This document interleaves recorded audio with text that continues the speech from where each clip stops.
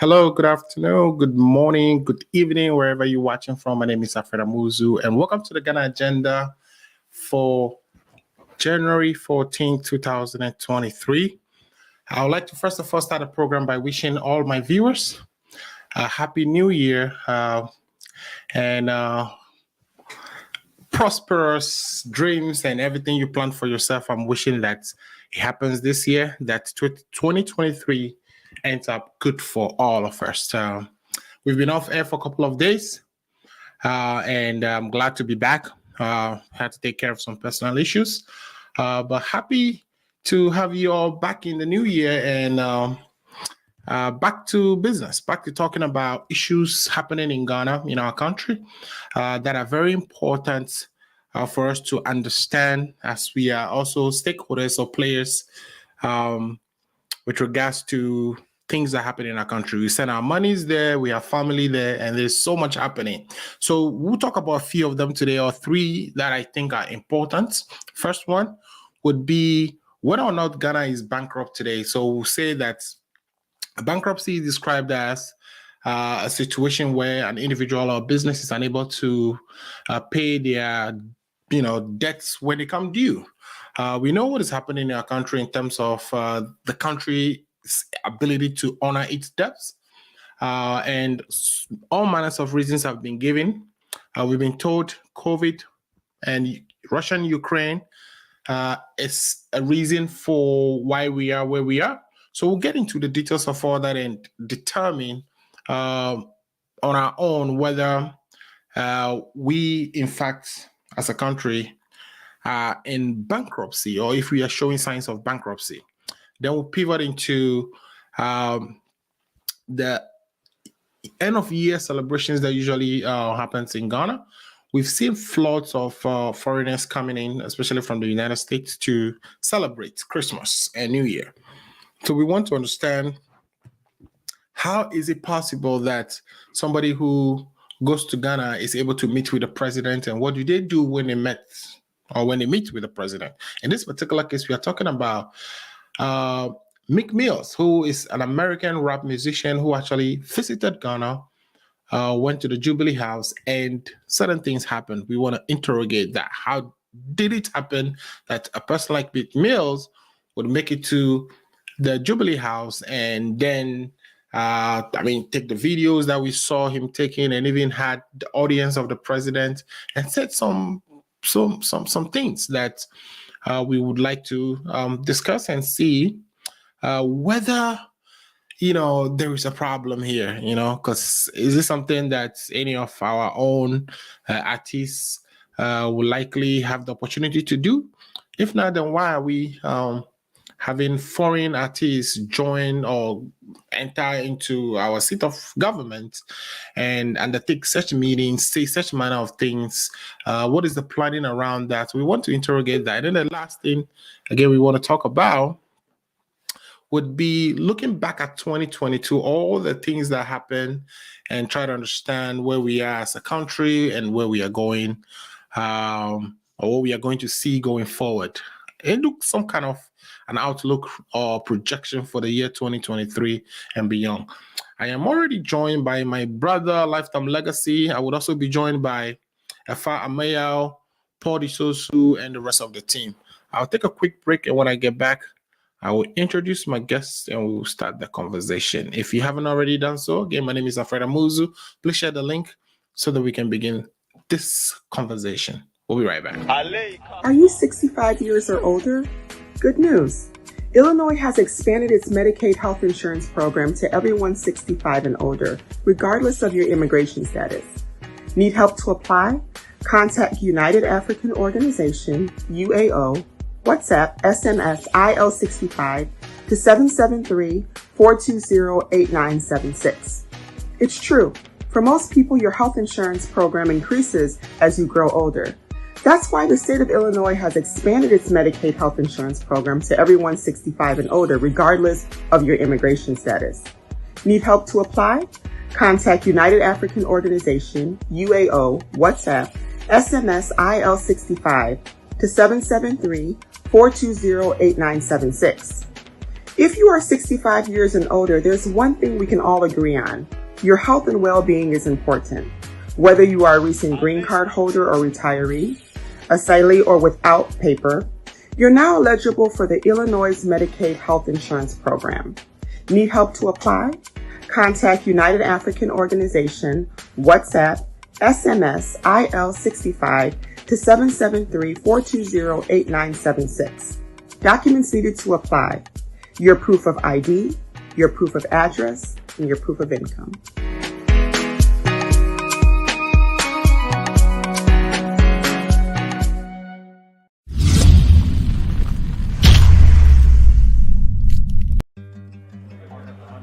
Just one more pic, JJ, please. Oh, Mama, really? Smile. It's not every day my eldest son graduates.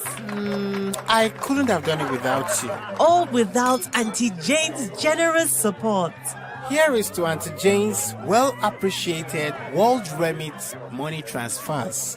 World Remit Corporation is licensed as a money transmitter by the New York State Department of Financial Services, as a foreign transmittal agency by the Massachusetts Division of Banks, number FT 1179663, and licensed by the Georgia Department of Banking and Finance, NMLS 1179663, Massachusetts Foreign Transmittal License, FT 1179663. World Remit, a better way to send money. Download the app or visit worldremit.com. All right, welcome back to the show. As I was saying, today we are talking about three things. We're talking about whether or not Ghana is actually on the brink of bankruptcy, and then we'll look at the visits by McMills to the Jubilee House, and finally a review of 2022 and some projections for the year 2023. If you haven't already done so, please share the link so that others can join. I am already joined by my brother, Lifetime Legacy. Lifetime Legacy, can you hear me? Yes, my brother, I can hear you. All right, good to have you. Happy New Year. Happy New Year to you, Alfred. Good. So we are expecting Paul Isosu to join as well, and also Paul Efamayao, Kojo Amponsa, and our own Dr. Ato Kwabena Danso would also be joining us. Lifetime, you're hiding your face. Everything is okay over there? Okay, so just to go over the issues table for discussion today, and we can start the conversation and bring in the others when they come in. Lifetime, can you still hear me? Okay, perfect. I see your light. Everything is looking good now. All right, Lifetime Legacy. So basically, the issues we have tabled are one that are we on the verge of bankruptcy? I got my big bro joining. All right, welcome to the show, my big brother Kojo DC. Happy New Year. Happy to see you. Okay, I think Happy New Year. Happy New Year, my brother. Happy New Year, Lifetime. Yes, Happy New Year, my brother Kojo. Happy New Year, everybody. I see Yeah, today. Happy New Year to you. You are not on the road. I'm happy about that. Yeah, I'm at home today. Perfect. You don't make any money when you're home, but it's all good. Man need to rest more, right? Exactly. You got to take time. Sometimes you can't be on the road all the time. That's good. All right. So the topics we want to talk about today are simple. We are asking the question, what is happening in Ghana with regards to the debt restructuring program that the government has undertaken. And so let's start. I believe we should start a conversation. We know the other team members are struggling behind now, but when they join, they can also pick up from where we are. So I'm going to start with you, Kojo, and my very first questions, but of course, I know you're going to tell us, you should tell us about your New Year celebrations and plans for the year. So, if there are some good ideas that we can all pick on that. But what I wanted to say first is that, in a typical bankruptcy scenario, you have an organization or an individual who's not able to pay his or their bill, and therefore declares a bankruptcy, which means inability to pay. We are, going to prevent your creditors from seizing. We're going to protect you in a way, so your creditors don't come just take all your properties, etc., etc. But in doing so, I mean, in the United States context, we have about 3 major chapters of bankruptcy that we know it's out there. You can do a chapter 7, which is liquidation, which means you are bankrupt. Like, you are not going to be able to pay your stuff, your debts back. So whatever properties you have, we'll take them, sell them, and use the profit from that to settle your creditors. And chapter 13 is to say, please, I can pay you now, but I'll pay you in the near future. So in each of these scenarios, chapter 13 and 7, those are individual bankruptcies. If you're a business and you're trying to do that, you file a chapter 7 or chapter 11. But I'm trying to say that in each of these scenarios that I've just described, you have the court appointing what we call a bankruptcy trustee, which is somebody, not you, somebody external of the person who's going bankrupt, to oversee the process. I mean, who are going to be the creditors who have to be settled? What are the priorities of settlements that would be undertaken? Who gets what technically, and even do sort of an inventory of your assets, etc., etc. But in the case of governments, when they go bankrupt, like what we are seeing in Ghana, or in the case of a government's inability to pay its debts, we don't get, the government is its own trustee. All right. And especially if the debt is owed to the citizens, it becomes problematic because this is the government or the executive power who is administering this procedure, and they are the same people who are the debtors. So it kind of makes it hard for the creditors to be given a fair shake. What is your position on this debt restructuring? Do you see a fair shake given to our people who are bondholders or who hold treasury bills in Ghana? Maybe you hold one yourself too. I'd like to hear from your perspective. What do you think this whole process is going to be fair? Thank you very much, Amazu. And again, a happy new year to you all, my brother. Everybody here listening, people who are listening, who are viewing us as much. First of all, what I'm asking this question when you send the topics onto the platform, right? Ask the question: why are we saying Ghana in the blink of bankruptcy? What are we basing that on? That's the question I asked, because the reason I'm asking this is like, if you can explain, why do you think Ghana is in the blink of bankruptcy? Well, so the simple explanation is that Ghana has declared that it's unable to pay its bills because when countries need money, companies need money, and even individuals, when they need money to undertake projects, you either go to the bank and get a loan, or in the case of companies, you're able to sell bonds, which is like guarantee payments to whoever is buying from you. So the person, let's say, spends some money, let's say $100,000 to buy a bond from you. You promise them a coupon, which is like the interest rate they're going to get, and it's guaranteed that they will get that. They are not invested in your company so that when the company fails, they don't get paid. They have to be paid whether the company fails or not. That is how bonds operate.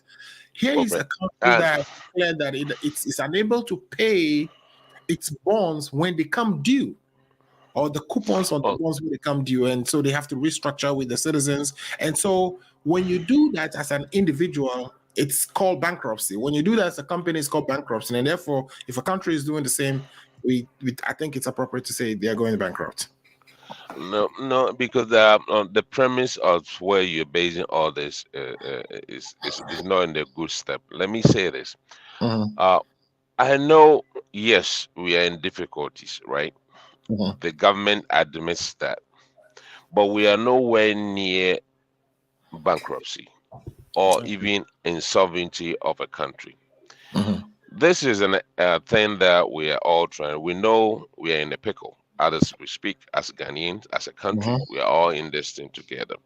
We have to go out of this debt sustainability that we don't have, right? We've been borrowing, which I will admit in part, yes, we've borrowed so much, and we've done a lot of it with it, but the COVID and then the Ukraine war has diminished everything that we thought we could be able to do, right? So let's put that one aside. Let's talk about what we are talking about in terms of the government not being able to pay it debt. No, what the government has said that yes, we want a discussion with bondholders, both domestic and then foreign. That and remember, it's not that we are not going to pay our debt. There are certain categories of debt that we've asked those people that we will not be paying. It's not even included on the 2023 budget that the finance minister presented. But some of the debts that we owe, we talk about having some of them. It's not all of them. Some of them being restructured. So before we sit down and discuss as to the restructuring going forward, we want to hold on in terms of paying the interest on it, and that has nothing to do like Ghana is not able to service its debt. No, it's just some bonds that the government, saying we think we need to renegotiate and then come back to it again. But before we finish with the negotiation, what we want to do is we want to hold on in terms of the interest payment on that. So the government is nowhere. Can you hear me, Amazon? Hello. Yes, I can hear you. I can hear you. You're loud and Okay, clear. so the government. Okay, thank you very much. The government is nowhere near bankruptcy or insolvency. We are not Sri Lanka and all of them. This is a government that we're still paying workers. We are paying civil servants. We are paying the military. We are paying the police. We are paying. Everybody is having their paycheck. I can't say for sure that government is not in difficulty. That I will not say that. We have admitted to it. But the problem is there are certain things. We want to come into a good footing, right? Let me give you an example. When we reach out the staff agreement, level agreement thing, and then when we put out this statement came out that we are going to do debt exchange, right? Look at where the dollar to the CD came up to, right? It just fall from almost 17 to almost 8 cities to a dollar.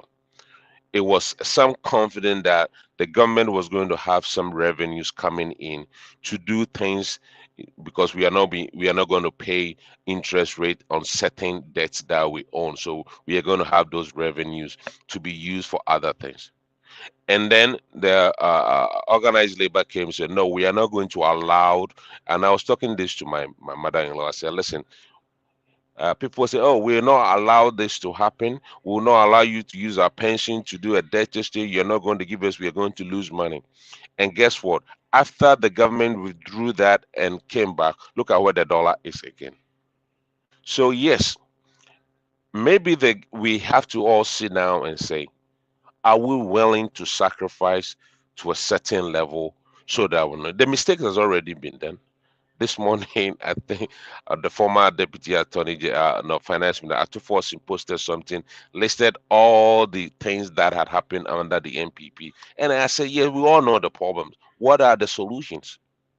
On Twitter, that's what I said. Can you prefer any solution beside the complaints or lamenting? So we understand that, yes, this is the situation we are in. The country is in difficulty in terms of finances. We don't have debt sustainability. We understand that. This is the way forward. The way forward is to bring all together, like me, those who are having the individual bonds. I'm not saying that they are not going to be affected. Or surely, if I've invested $1,000 that I'm thinking that I'm going to have a 2% interest every year, and you said this year I'm not paying you, even that with the new restructuring is the 2023 one, which was like the initial one that we are not going to pay anything.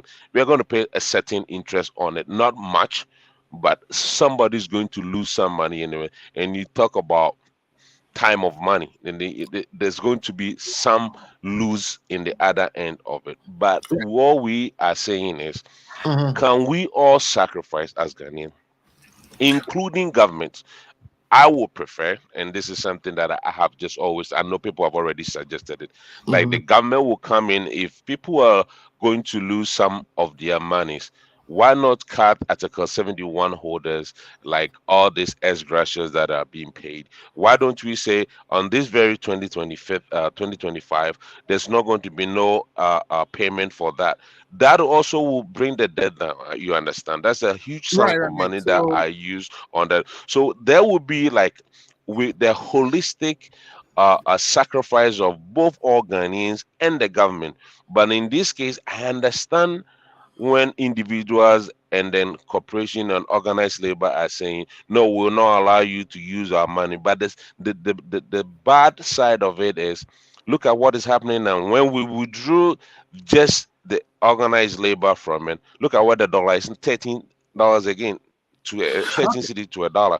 So those so are all the fed that comes against all of us. At the end of the day, they have this we are comfort now share a combonia unsuti kromobi. So we are going to suffer at the end of the day. Why don't we find a way as people to say yes, we have already gone to this trouble. How are we going to get in out of it where we will not go back to this situation that we're in? We admit we've made some mistakes down the road, which we okay. have the president have admitted.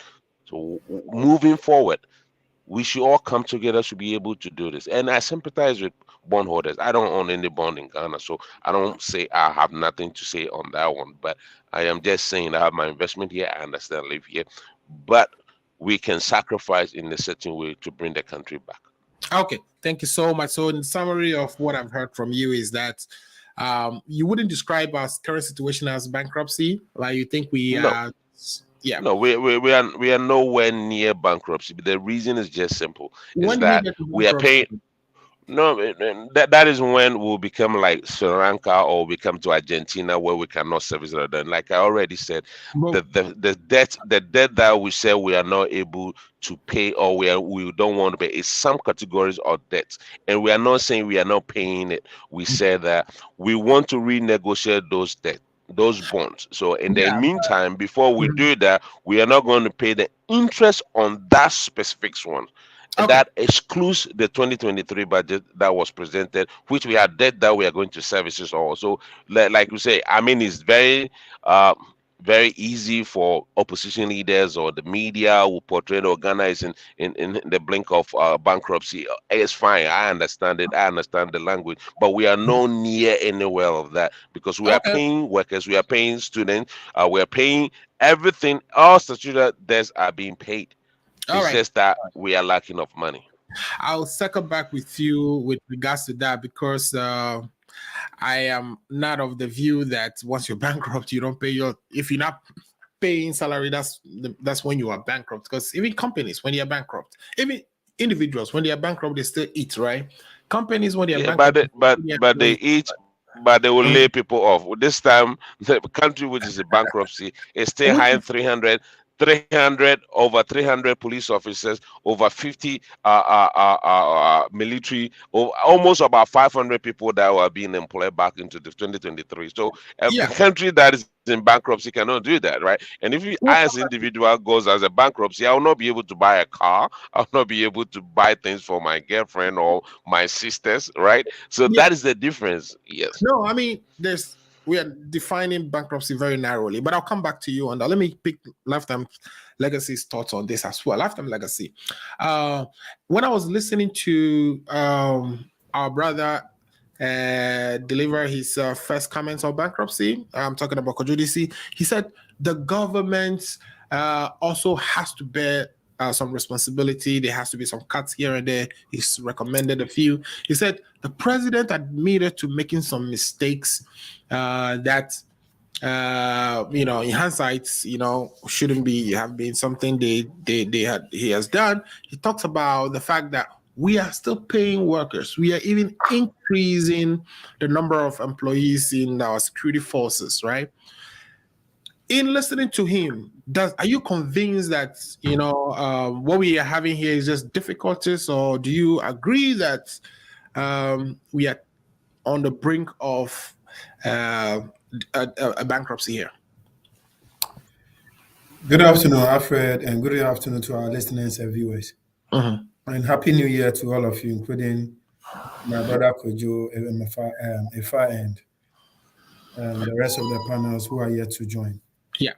Good afternoon. I came from Ghana just last night. Oh, wow. You're welcome. Tell us Thank about you. Ghana afterwards. Yeah, so the situation within the country is still fresh in my mind. I don't know. Maybe my brother Kojo at this material time is waiting till his government openly says that we are at bankruptcy before probably he will change his narrative or he will change his language. Having said that, I think my brother Kojo have started well this year. I started on good notes, but I know he can do better than that. In his admission, he mentioned that the government, from where he is standing or he sits, he can admit that the government err in certain ways. I hope he would have added enough.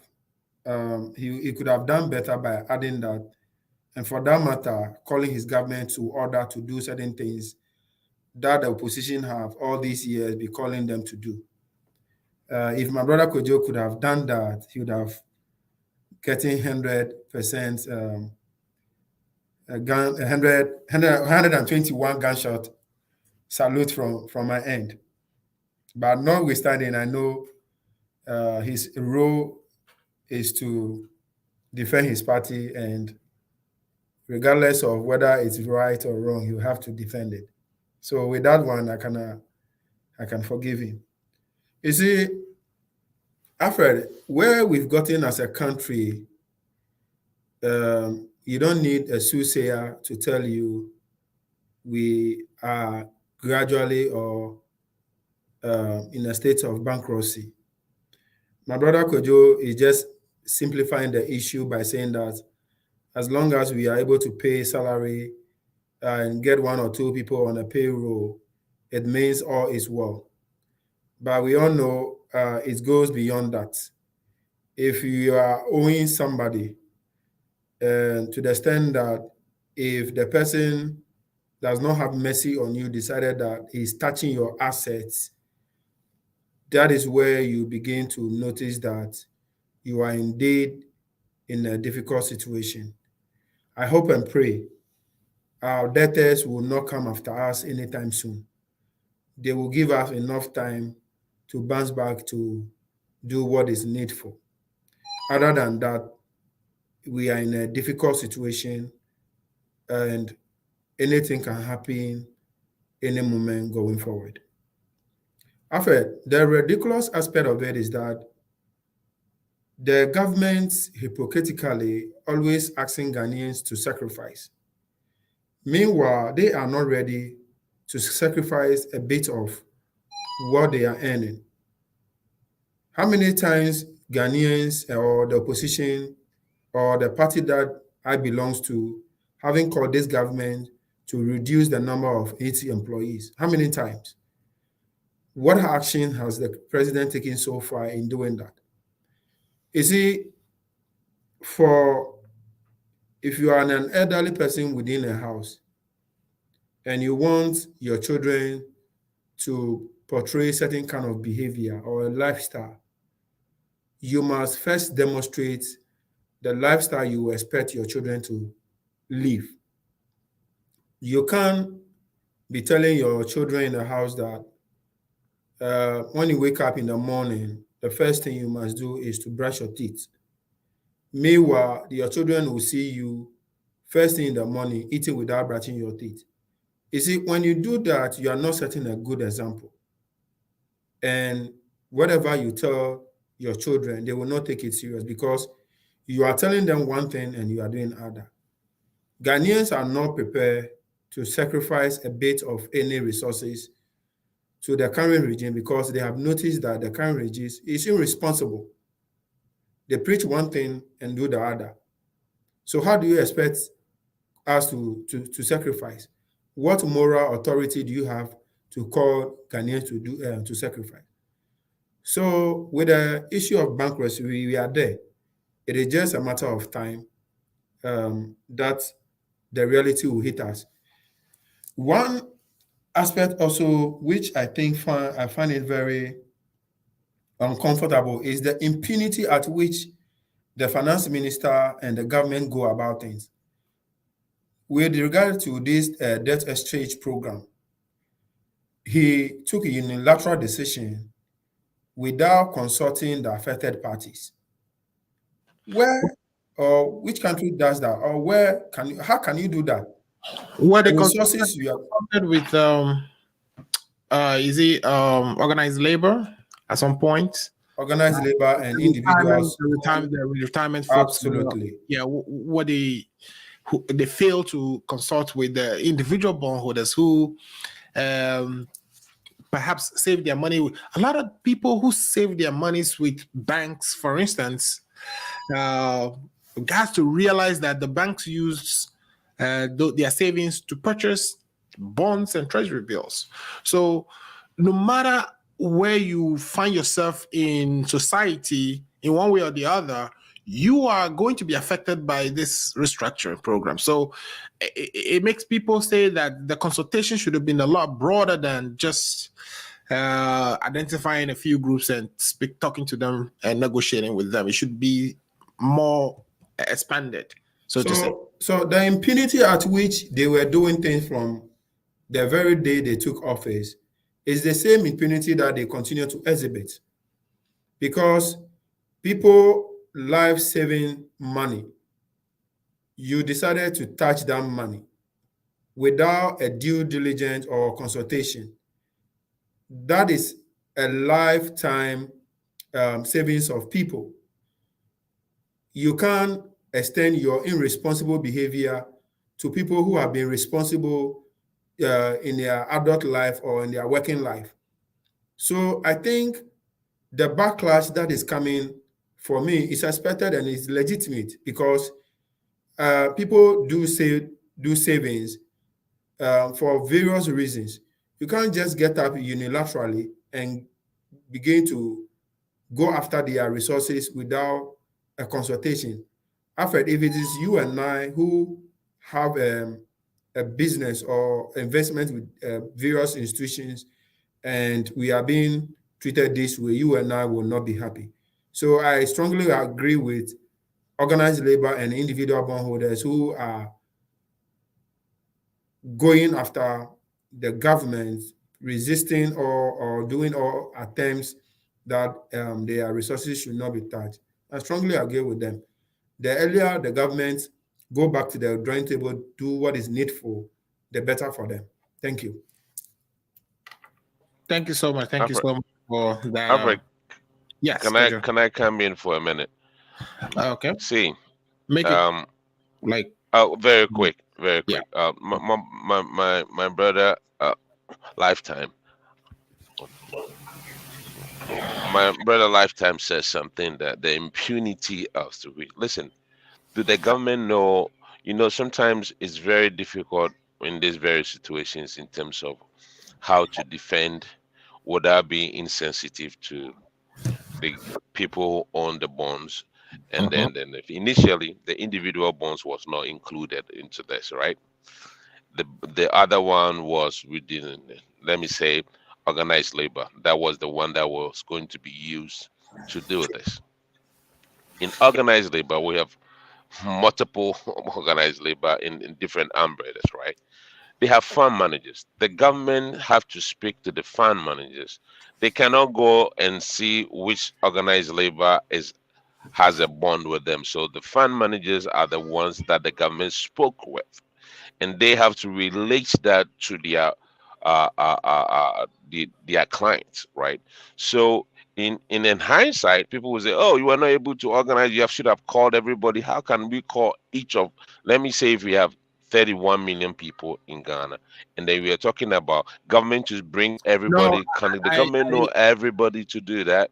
I would disagree with let's remember that when we were having the e-levy debate, which of course we are going to go over all the things that took place in 2022, which e-levy is one.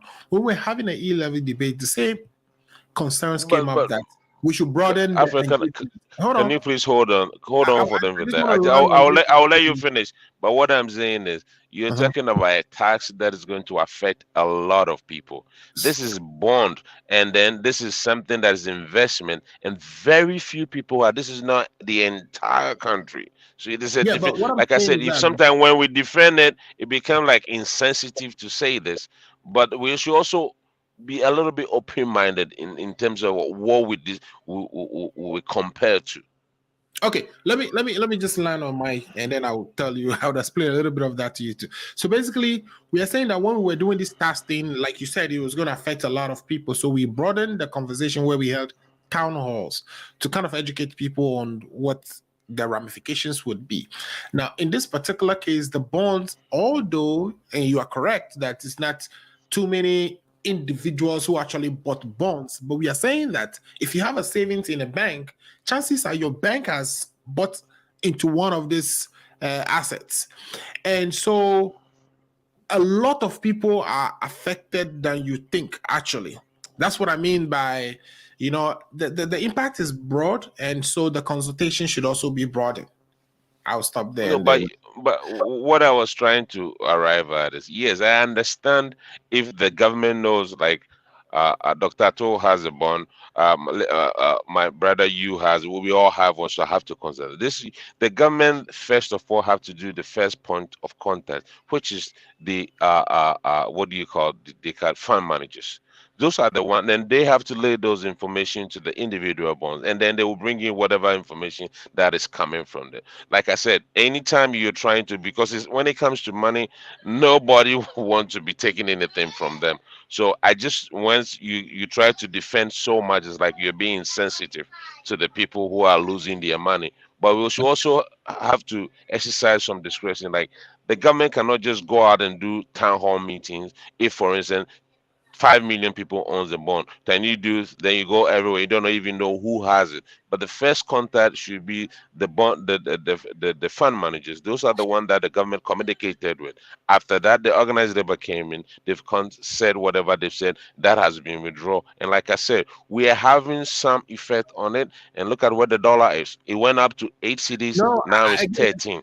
So we should all come together to find a way out, to get out of this pickle that we are in. We are in a pickle. We should understand it. The demand and supply of dollar, it's hinged on so many different things. So let's not simplify it to say because there was some negotiation going on. I'm not. Yeah. You see, the market reacts to things that goes around, and that's how the market reacts. When they know there are certain things that are being done, especially we need this IMF. All these things are being done because we need the IMF support to be able to go into the food that we want in terms of coming out from. Yeah, without the IMF one, I mean, besides. Yeah, you said. Let me land on this one. What I'm trying to say is, if we are not able to get the IMF bond, now we are out of the international market bond. How are we going to survive as a country? Exactly. So it's not because so we should sacrifice something to get something. That is the reason why when your government was recklessly borrowing, we were calling them to order. Yeah, what the IMF is going to give us is not even enough for us to be honest. So basically, we've driven the country to the ditch. Pretty much that's what it is. I was just say something. Mm-hmm. No, I was just going to say something quick. When you go to IMF, the $3 billion which they're going to give you in 3 years, $1 billion, is not. But it gives you the opportunity to go back to the bond market to get bonds, because there are some things that you're supposed to do. No, you know that. You know it's not something you have to like. You know that. When the NDC went in 2014 for the IMF, it was about 900 and something. It wasn't even $1 billion, but they were still able to go to the bond market to get some finance, to finance government projects. So it just gives you that credibility of going out there and get that little money to support it. As to how you use it to benefit the Ghanaian people is the most important thing. Okay, thank you. Paul, let's bring you into this conversation. Paul, can you hear us? I Are you able to join video, or you got the kiddos with you? Good afternoon to you all, and Happy New Year. Yep. I'm happy to be here this afternoon to also contribute on this program. Wow. It's unfortunate that our friends from the other side are trying to create false impression this afternoon on this big show. Look, let's set the record straight. As we speak, Ghana has been dropped to a junk status in the bond market. What that means is that when you go, or nobody will borrow his money to we as a country. So could you this issue understand that we've been dropped to the junk status? That's number one. Number two, we are unable to service our debt. As we speak, the government has put in a notice out there that people with bonds and their interest and all those stuff cannot be paid, and they have to hold off all of it. Number three, as we speak, inflation is 54.2 as we speak. Number four, as we speak, the dollar has risen back, or has gone back to over 12.2, which I sent some money this afternoon, 12.2 through waves. So you see, when you look at all these factors, and my brother this will be telling us that Ghana is not bankrupt. I find it very difficult to understand his analysis and where he's coming from. The simple part of it is that we cannot service our debts. That is the simple basic fact of it.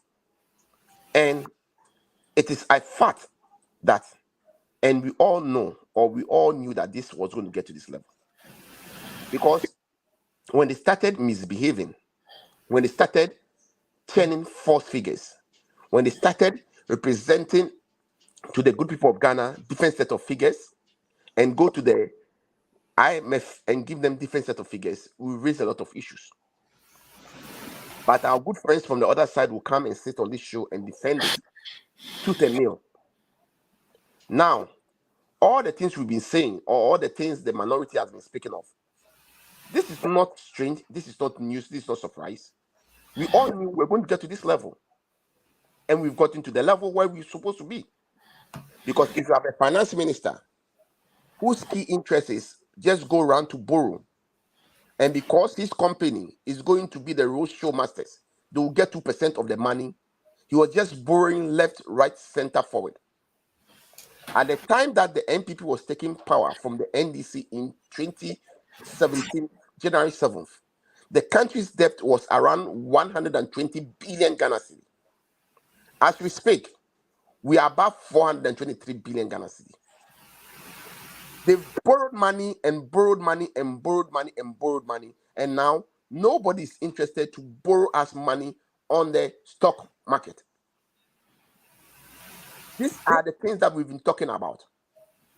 Now, the question, my friend, Kojo DC was trying to make analysis that the dollar came down because blah, blah. Look, the reason why the dollar came down a month ago was because the anticipation of most Ghanaians were that, and the false hope that the government of Kojo DC gave to the good people of Ghana that they are about to meet, or they've met the first IMF conditions. That is why a lot of people, or that's why the dollar came down, because people were thinking that they were going to be injecting 3 billion into the system. So that is what changed the mindset of people, and the people who are, buying dollars, hiding, they stopped it because they knew that there was going to be an IMF, bailout coming into the system. But now, as we speak, the dollar is still going back. And I said, today I've changed dollar. It's no more 8, but it's in the 12. Now, it's 12.39 on Waze. Yes, that's what I'm saying. I sent money today. So now, the question over here is, who caused it? My friend Kojo was saying that they are feeling that we should, support the government. Let's cut down on expenses. Yes, Ghana is for all of us, because if we in the opposition do not help them to, save our country, by the time we take the power from them on January 7th, 2025, we'll be deep neck into the ditch, whereby it will be difficult for us to even do anything. So we'll be able to help them. But before we help them, this government must know how to select its priority. Number one, in the 2023 budget, they've estimated a huge amount of money in support of the cathedral. At the moment, at where we are now, do we need to continue the cathedral building? And the obvious answer is no. I am a Christian, a strong Christian as such. I'm a Bible-believing person. I believe in God, and I go to church every Sunday, and I contribute and I pay my tithe every Sunday when I go to church.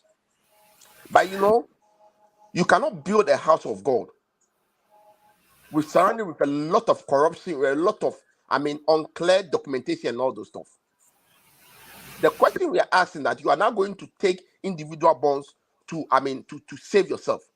Why are you going to invest money into this cathedral that we are all saying that, yes, cathedral is good, but it is not the appropriate time. The situation we are in now, we don't need to put up this cathedral. Let's hold off of this cathedral and rather channel those money into other ventures and save the country. Number two, I want to this issue understand that if he doesn't know,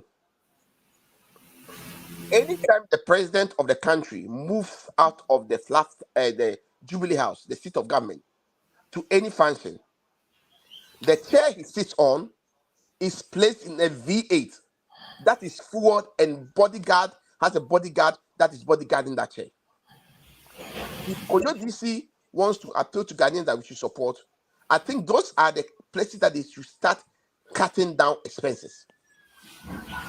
Number three, when you look at the money allocated to government operation this in the 2023 budget, it has ballooned up. We are saying that, or the government is saying that things are difficult, and they've admitted that we are in a difficult situation. Then why do you increase your expenditure in the government machinery? In the government machinery. Why can't they rather reduce costs? Even the number of ministers, the number of I am coming there. I'm making my submission. It's just ridiculous. Okay. I am coming there. Look at the amount of money that they've devoted for government operations just in the 2023 budget. It's unacceptable. We were expecting that if they want to cut down expenses, that's one of the places we should see them cutting down expenses. Now, I know the NPP folks on this show this afternoon will be telling us that, yes, they've cut down expenses. In quantification, in monetary terms, they should tell us how much are they saving. They should let us know. It is nowhere in the 2023 budget. Now, in a country that, if we are serious-minded people, look at the situation we are in. At this moment, we expect that the president should have cut down on the number of ministers and deputy ministers to show commitment that he is serious about this thing that he's saying, that we should all bring our hands on deck.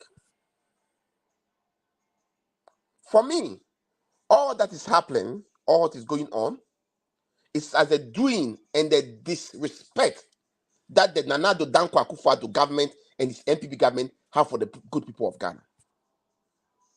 They don't regard us. They are spending left, right, center, forward, misusing the tax resources that the good people of Ghana are paying into their government coffers for government operations. And you come and stand and tell us that we should cut down costs. What you, the president, and your government, you are not cutting down costs. As we speak, the president is traveling on his way. He's into UK. Is he going on the taxpayers' money? How many people are going with him? What is he going to do? Assuming he's even taking his vacation, fine. But how many delegates is he going with? All these are the things we are talking about. That they should cut down on expenses. On that note, Dr. Ofori wants me to ask you, do you think cutting expenses will stop if the opposition takes over?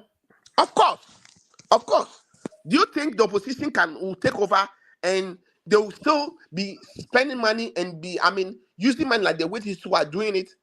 Everybody will come after them. I will come after my party. If we come into power and we don't cut down on expenses, if we come to power and we don't see and try to, cut the quote according to our size, as we speak, there are some of the, political, talks and the political promises they gave. Example, look at the nurses and then the teacher training allowance.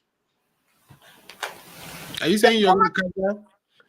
No, they were not going to cut it because it's a political tool for them. And they think if they go against it, to go after them. But the time has come.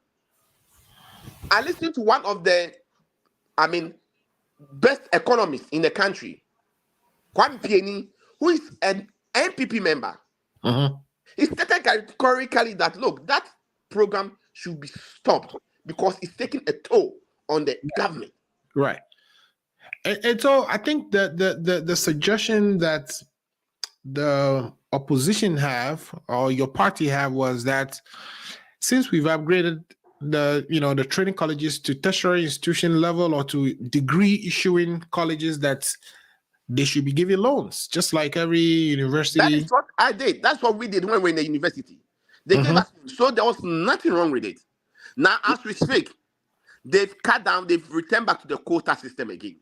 You see this mischievous and then the propaganda they've been playing with the people's mind. I am saying this afternoon that Ghana is in the junk status. Inflation is 54, above 54%. The dollar has risen back to above 12 to $1. Right. I am saying that government do not have the means and ways to pay money. Look at the struggle between Ghana and the government and Labour. Labour is saying that they are looking for how much? 60, I think, is it 60% or 50%? But government could not pay. They have agreed on 30%. And even with the 30%, the finance minister who has run the economy down is saying it's going to be difficult for government to fulfill that promise. Look, Ghana is collapsing under this super incompetent NPP government. All right. And we are hoping and we believe and we think that the time has come for the President Nana Addo Dankwa Akufo-Addo to take the bull according to the form. He has to do some changes. His brother, his cousin, is running down the economy of Ghana. Ken Ofori-Atta is not fit to continue as Minister for Finance. He has gotten another ministerial. That is why I'm coming. No, they've now yesterday they released another note that the trade ministry should be taken over by the Minister for Lands. He's taking over. Okay. So let's give that one. But I am saying that the time has come for the president to understand that enough is enough. His cousin is destroying the economy. Okay. That he has to get a new economic minister to take over the economy. And let's see how and the new way someone can run or can manage the economy. Okay. And also, we will also ask that this is the time for them to call for the century sort of seminar that the NDC did. Bring all stakeholders on board. Okay. Let's discuss. Let's find a way and manner in which we can save our mother country, Ghana, from further being going to junk status. We are already in junk status. If you don't take care, the country will be declared as epic if you don't take care. And I don't think we should get to that place. I think we don't have that opportunity anymore because we are now middle income. Yeah, we are now middle income. So we can't be epic anymore. So that option is not available to us.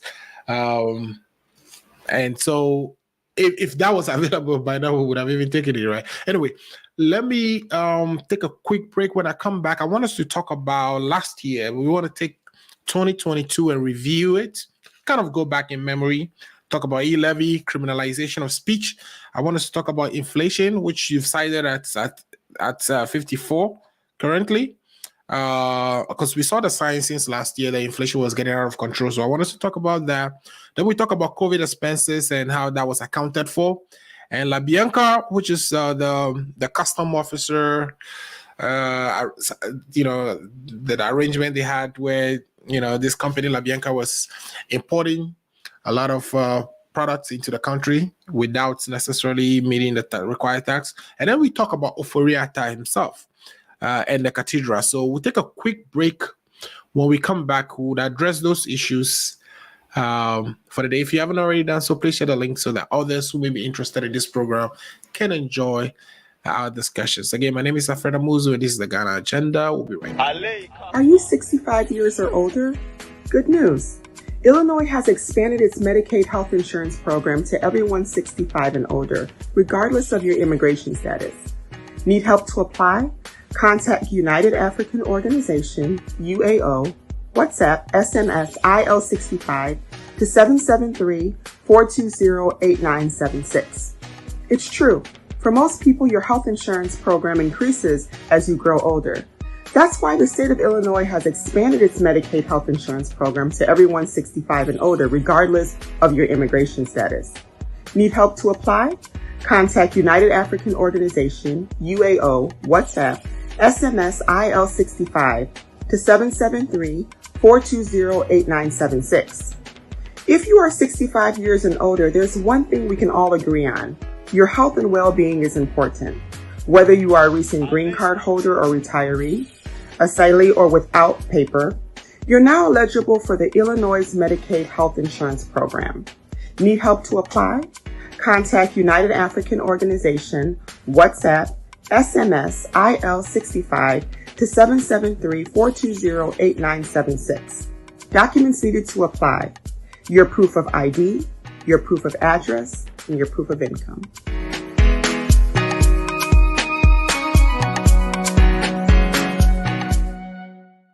All right, welcome back to the show. My name is Alfredo Muzu. You're watching the Ghana Agenda. We've been talking about the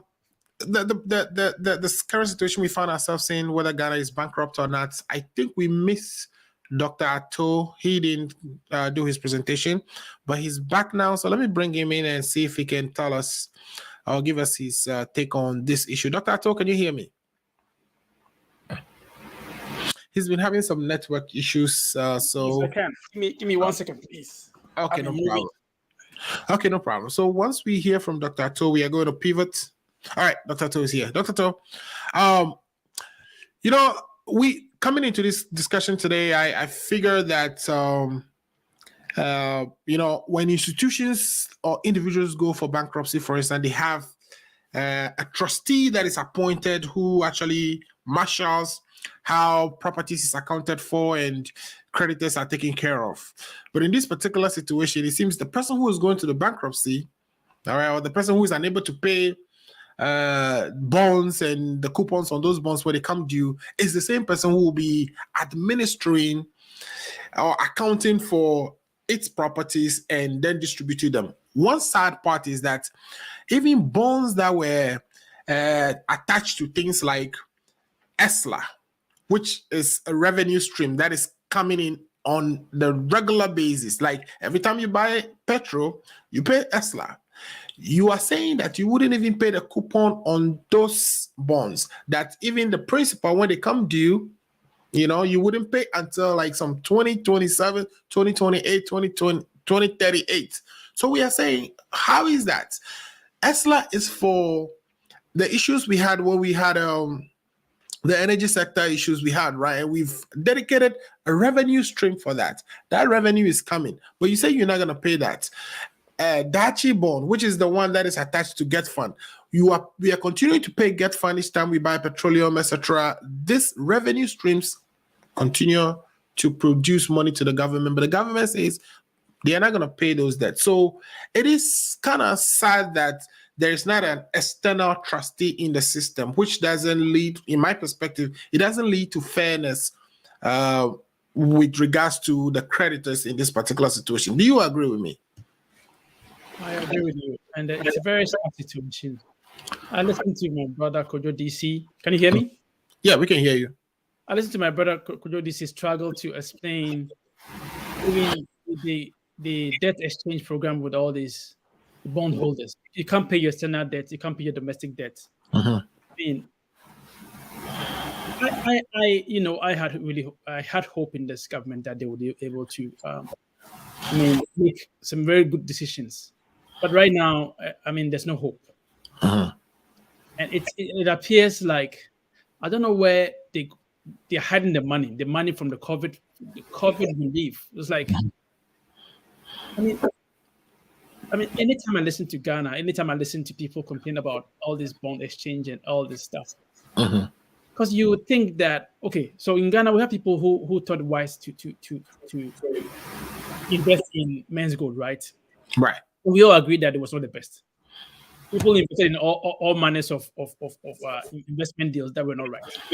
But even in the US, the safest way you can invest in is government bonds.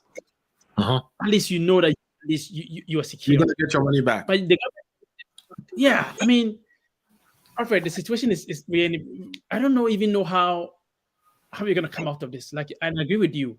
The IMF giving us some relief or not. I mean, bankruptcy is an illegal term. But if on the face of it, we cannot pay our debts, so we have to declare bankruptcy. Right. And it's sad that you would think that all the monies that we have borrowed as a nation, we cannot be saying we are bankrupt now.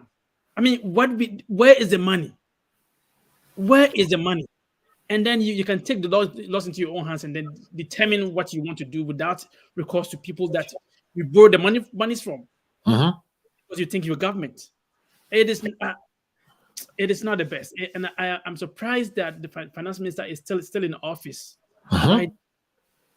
I mean, I heard Kojo DC talk about the dollar rates. I hope he doesn't even mention that again, because right now the dollar is 1 to 12 or 13. And it was interesting that no one could, even the finance minister could not even tell why there was a drop in the dollar rate. So you knew that it was just a fluke, or was just something waiting to happen, that it goes back up. Alfred, I'm lost of words, especially me, who supported this government, that they will do a good job. And it's not just about someone who attended Harvard. I don't have the mindset that, people from Harvard, all these people are not doing good. We have to do it individually. It's not about someone who people try to, Harvard graduates, blah, blah. No, this is about Kenofurata, who was mismanaged our funds. And you know what? I don't know if the COVID was a blessing to the NPP. I say that not jokingly, because it appears when the COVID hit, before the COVID, we were doing good. But when the COVID hit, all the money we got from the IMF, all the money we got from the COVID relief, we spent everything, or we just... Is it that before the COVID we were doing good, or we were lying about how we were actually doing? Because I think before the COVID we were doing good, but then people realized that some monies are coming in, so let me start to grab monies. That's how I feel, because it cannot just be that after COVID, with all the monies. Okay, so if before the COVID we didn't have all the funds for the relief, the IMF helping us, how come we're doing well? But before the COVID, we were keeping our debts under the line. We were not reporting our debts appropriately. We're postponing our debts. Yes, I agree with you. We were debt distress long ago. Yes, we borrow and then we postpone, and then we borrow again. And because the economy wasn't doing good, we try to say, we already imposed this thing on ourselves that if the fundamentals are weak, the exchange rate would reveal that, right? But we were always bringing in 3 billion every year to show the exchange rate, so that it masks our non-performance, right? You wouldn't see that we are not performing. Yes. So we've done a lot of creative things, right, until COVID hit. And because even prior to COVID, even on this show, we were doing our analysis and we were saying, no way. There's no way you are making... Like, I even came and said that the Minister of Finance violated the fiscal responsibility act, because he keeps saying that he's meeting the target, but he's not. Just because he continues to report the banking sector cleanup and all these other things under the line. And you're not supposed to do that. Anyway, I think the situation is more so profound, because right now we are tampering with domestic bonds or domestic debts. You know what I mean? At first, it was just an external debt that we were trying to buy time, but you buy time, but you don't have a plan to pay. Right. Which is really sad. You just say you're buying time, but you don't have the plan to pay. And right, that's what I'm saying. That, I mean, if you compare relatively before the COVID, we were better. Right now, we are in a situation where we're in an abyss. I don't know how we're going to come out of this. And it's hard for any government who comes to inherit this debt and this mess that the NDC MPP government has put us through. Do you think cutting down expenditures will be helpful? And why do you think they're not doing that? Because we still have the bloated government that the Akufo-Addo government. Yes, I think I've said this before. Yeah. The finance minister bankrolled or financed the president. That's what I'm saying. Our system is really weak. So much that if I want to become a president, I seek for help from you, from Lifetime, from all these people to become president. If I don't win, I try again. I come for you for help again. So if I win, I have to find a way to pay you back. This is the situation that we are faced with right now. Right.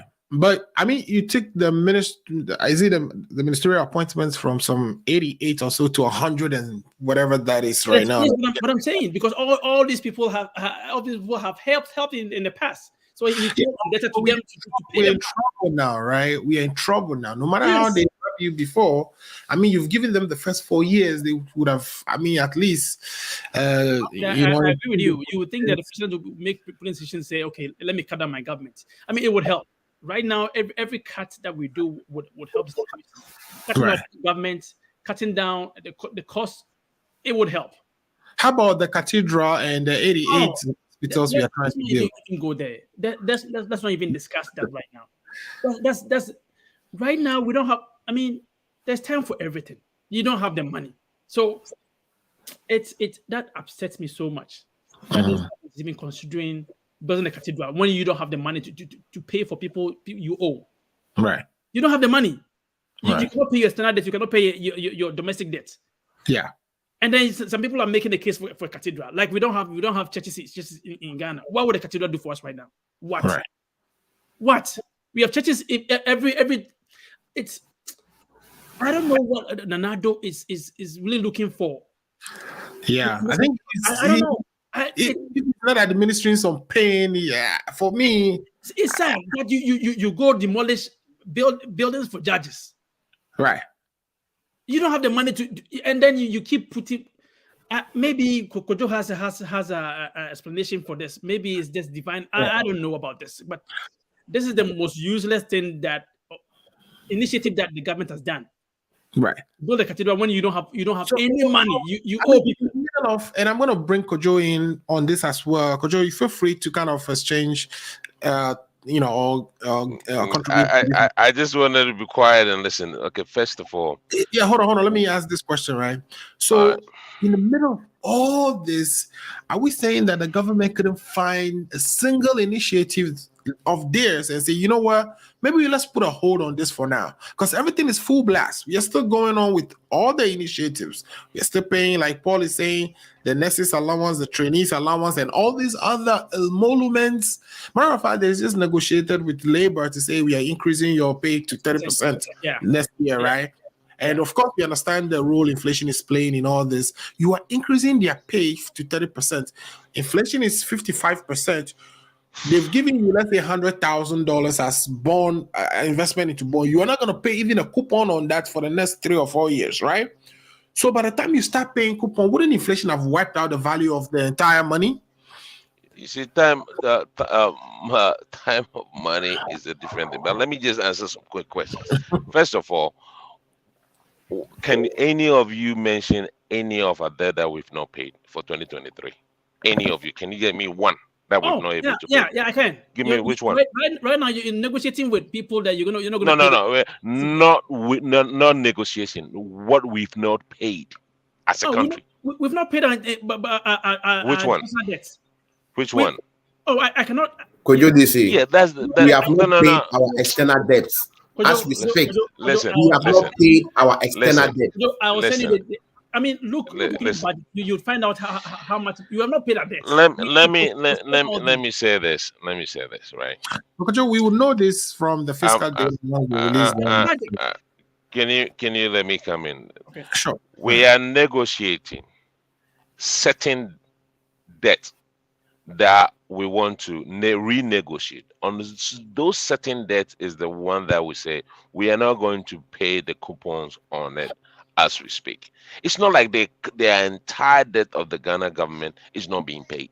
Then by now we'll be insolvent, right? So when we say I understand that we've made some mistake and have admitted it on this platform. The government have admitted it on this platform. But in moving forward, what are the solutions? Nobody's preferential. We are all lamenting and saying, "Oh, we did this." What mistakes have you made? I mean, we're trying to make sure we if you want me, I'll be specific. For instance, the government thought with saving lives was better to spend money in terms of COVID. We have our borders locked for over a year and over, going into 2 years. There was no revenue, but the government was still spending. Those are money that we could have afforded not to do. We could have just used it for investment and opening, and then if people will die, they will die. We did not do that, right? There were teachers who were sitting at home for 8 months or 9 months that were being paid. We could have said, no, you guys should go and work and bring the money. Those are all there. Those are monies that we didn't have as a government, but we spent it. And once you spend that money, you have to pay for it. No, let me. You did say that we locked down for 1 year and there was no revenue. How did we then manage to beat our revenue targets for 2020 and 2021? Can we just stop deceiving us this afternoon? Yeah, I mean, no. I am asking you. I'm asking you. Quick question. Do you know the amount of money? Hold on, Paul. Paul, let me ask you this. The money that we're paying to all the teachers, all the workers that were sitting at home, did the government have the money? Or was it borrowed to use that? Just answer me that question. Kojo, listen to me. When COVID strike, okay, the total amount of money that was given to Ghana government from the IMF, from World Bank, from the African Bank, from the Bank of Ghana, from social civil societies, that money was not money that even if there was no COVID, there was no way this government would have gotten that money. Get that one clear. No, but you're not answering me. Paul, you are not answering the questions. Those money that was given to us, what was it spent on? Do you have any contrary how that money was spent? I guess that's a good question for you. Could you? No, I'm not. You have to tell me. Expenses accounting. I am telling that the number of money, the amount of money that was given to us during COVID, it is 10 times the money that if there was no COVID, those staffs or those productivity that you're talking about will bring in. Get it clear. As we speak, Kojo, please, let's stop this mischief. Let's be serious for once. As we speak, okay, the president has given us different figure, being the cost of COVID money expenses. Right. The vice president we are chasing rabbit holes. That's not something that we are discussing. Listen, the fact of the matter is Ghana had always. Can you tell me 1 day, 1 year, or any of our government that we have never had deficit? Can you tell me? None. My brother, can you? Let me tell you on point. The money that we got is the most highest money ever that we've gotten for free. We've been saying this since 1992. Since 1992, every government come, the opposition will say you've had the most money more than ever. We said the same thing. Mahama went to 2014. You're saying, and you are going to have the same thing. Let me explain. The issue is that we had the COVID, right? We had relief. We had the COVID relief to give us, right? And the amount of money that was given to us for the COVID relief was a humongous amount of money that was able to cater for the situations that you're talking about right now. But what do? We mismanage the funds. That's why we are here. All right. If I'm not mistaken, we got 23 billion Ghana cedi from the money. If you don't know, I'm telling you. This is 4 against 1. Let me just. This is not 4 against 1. Of course, I know it's 4 against 1. I know. You need to admit that the MPP has goofed. They've mismanaged the economy, which Dr. Tu has taken the budget to admit that the economy has been messed by your MPP government. So just admit it and let's move forward. Yeah. Okay. Paul. Let me. Paul, you said something like we have goofed. We have admitted that there has been some mistakes that we shouldn't have done on the hindsight, right? We understand that. Of all the lamenting that you guys are lamenting, in terms, I'm talking about. Hold on. Yeah. What you want me to answer you? Yeah. What are your alternatives as to this situation that we are? None. You're just lamenting. What is your alternative? See, when the former president, hold on. One after the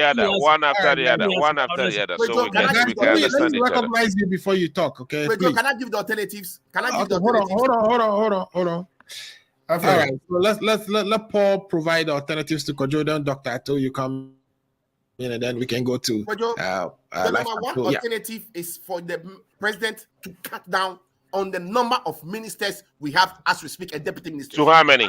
I thought you were gonna say he should resign. To how many? 5-0, at least 50. Are you going to put that in your manifesto? Is the government going to do that? We don't need this huge amount of ministers. That's number one solution. Number two, the people working in the presidency, the office of president, we have almost over 1,023 people working over there. What are they doing over there? Cut the number down. Number three, the taking of the private jet, whereby we are paying $19,000 an hour. He should stop it. Number four, the V8 that he has rented, or the V8 that he put the seat he sits on in. Are we serious as a country, or with this rhetoric every day? Are we serious as a country? We just recite this in over and over and over, and you think it's going to bring any solution? This is a solution. Come on. The money they are investing in the cathedral, they should stop it. It is not needed now. We're giving you the answer, and then you are saying what? Let me give you the last one. Number six, cut down on some of your flagship programs. Example, the teachers' allowance, the nurses' allowance. This is the time that you need to call it a spade, and stop it. Alfred, let me just answer this question, and I will be quiet. I will be saying just 10 seconds. The teachers' allowances that Paul is talking about, isn't that his own former president is saying that he's going to bring you and pay for it? So all these things is just talk, right? I want that on paper. Let them write their manifesto. All right, I think we lost Kojo. Yeah, go ahead.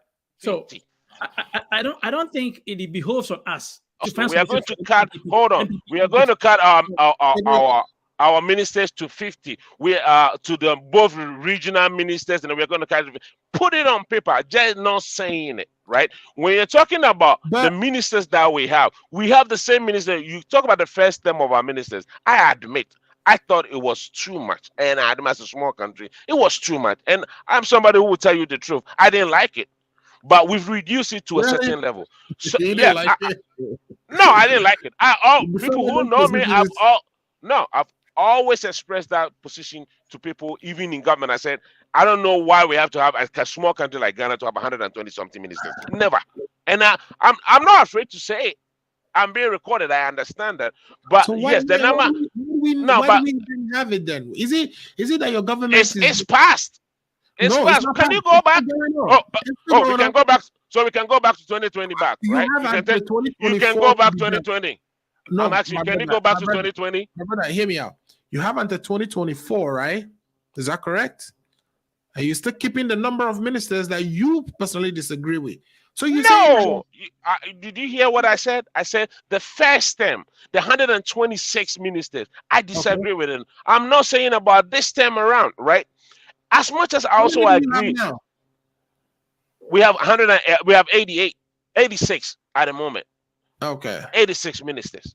We don't have 26. That's what I'm saying. Yes, as a small country as Ghana, we can reduce it. But this is what the constitution are giving to us. And that means that at least we're supposed to be 19 cabinet ministers, right? And then we have the unlimited of how the president can appoint whoever he or she wants, right? That is something that we can all discuss and say, oh, as a small country like Ghana, 31 million population, we can have maybe 14 ministers, or maybe what the constitution has stated, 19 cabinet ministers will be enough. We can create all these agencies that will handle other things for us. We understand. But quick question, let my brother Paul knows that Even when he's talking about we cutting the nursing allowances, your government is saying that because you lose the election, when I come, I'll pay for it. So what is the inconsistency? There's an inconsistency here. He's not being truthful to us. You're just lying to come to power, and then you say, "Oh, I'm sorry, I didn't know that what was going on. That's why I said that." I think Alan Tell me about the same thing, but anyway, we'll come back to that. That's a different thing. We'll talk about that one. I think that's a different thing. All right, I thought land for me, and then I'll go to. I was saying that it doesn't behove on us to find solutions for the MPP. They said they had a man. Mm-hmm. So they should not. You should not come and ask us to find solutions. You said you had a man. You mess up. You come and tell me. And you started with 126 men. Yeah, you have the men, and then when you mess up, you come to me and say you're not making solutions. You mess it up. Dr. Ato, you are not part of that. I'm talking about the NDC. I'm talking about the NDC. NDC that want to be an alternative to the government. They should bring it up. When we were in opposition, we're bringing the solutions. You say you have the men, so fix it. Don't ask the NDC for help. We are doing it. We are doing it. Fix it. We are doing it. All right, okay. Kojo, please on mute now. Okay, guys, let's go to you, my brother, lifetime legacy, Apostle Gasto, right? Lifetime legacy. So last year we started things like this discussion on e-levy being the what do you call it? It's gonna solve all the problems, right? That we didn't need to go to IMF once we introduced this e-levy. We started at 1.75%, all right, and then we negotiated it down to 1.5. Recently, it's been revised again down to 1. This is not a revenue stream that existed before, but we got that in place. How do you think we are doing with the e-levy? Is this program working? And this was a very fierce debate at the beginning of the year 2022. E-levy came to pass. People are paying it. It didn't kill people. Perhaps some revenues were being generated from that. Do you think it was necessary for the bickering that preceded the passage of that bill? Thank you, Alfred. I think the position, as far as some of us are concerned on e-levy, has not changed. It's a regressive tax. It's a robbery tax. This money, as we speak, the number of people who used to patronize the services of the money transfer is still in a decline. So for me, this is avoidable if the government has listened to advice when they were spending recklessly, wasting resources on useless things. If they have listened to advice, there will not be a need for us to find ourselves in this situation, let alone introduce the e-levy. So Ghanaians will continue to find a way of avoiding it. As in whether it has helped. But is that a responsible thing to say, because we still have the revenue issues, like we still have the revenue generation issues? This is the reason we run deficits, and it's the reason we go to the IMF or to the bond market and borrow ourselves to the ditch.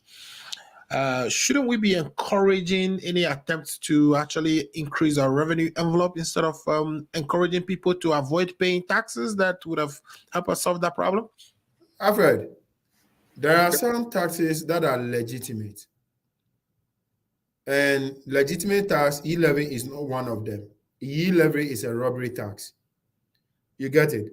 I am not against paying tax. You and I here in US, we pay so much tax, but we know what the taxes that we pay are used for. So even when you pay it, you don't even feel it, because at the end of the day, you see the impact or the end results of what you are paying, and you are making use of it. In that regard, when you are paying it, you don't feel it. You get it? But this is not the situation as far as the E11 is concerned. The mismanagement, the wastage, the indiscipline as a result to where we find ourselves and the need to introduce the e-levy.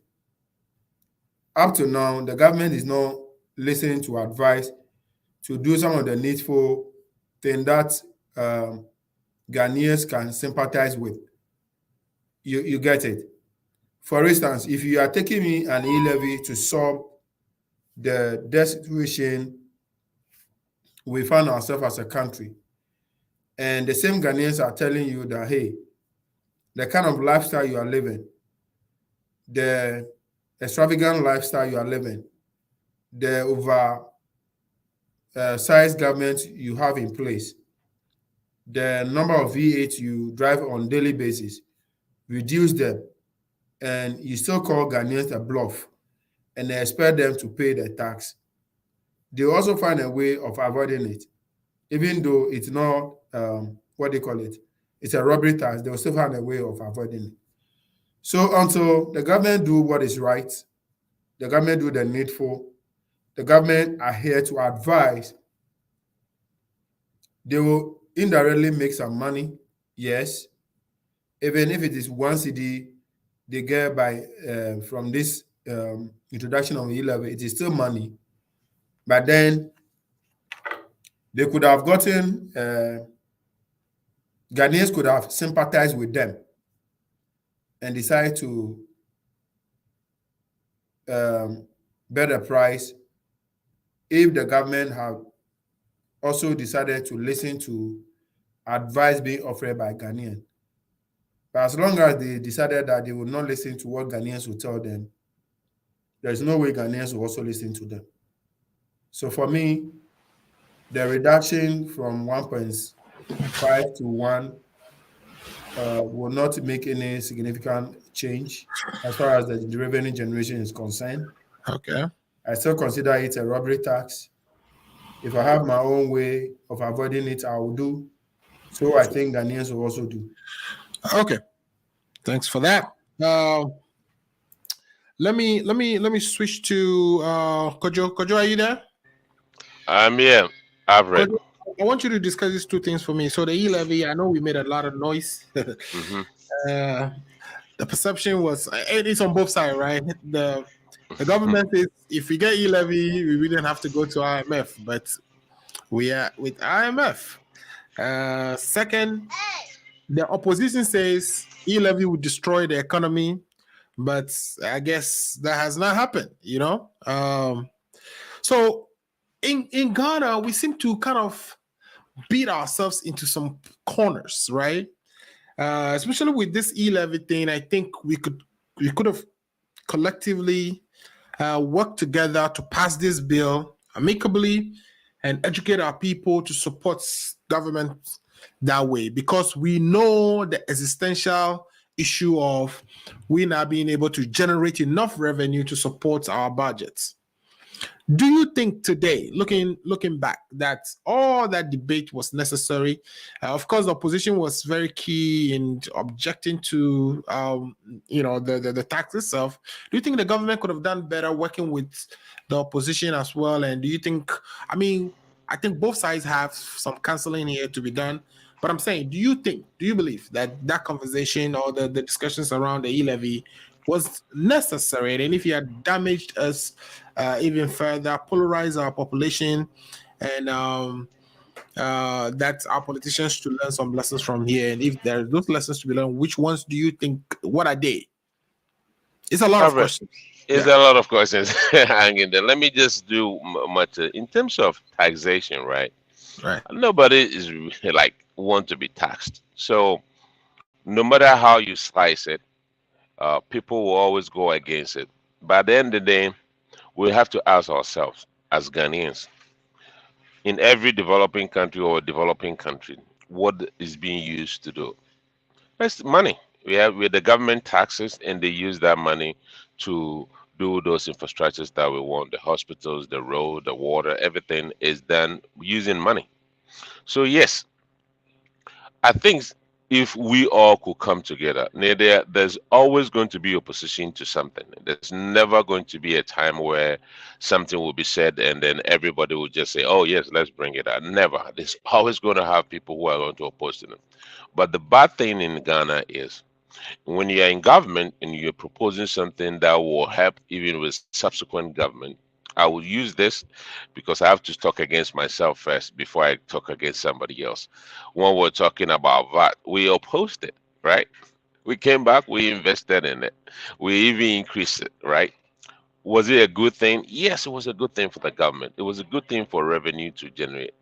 This is a country where we have so many people making money without paying no taxes.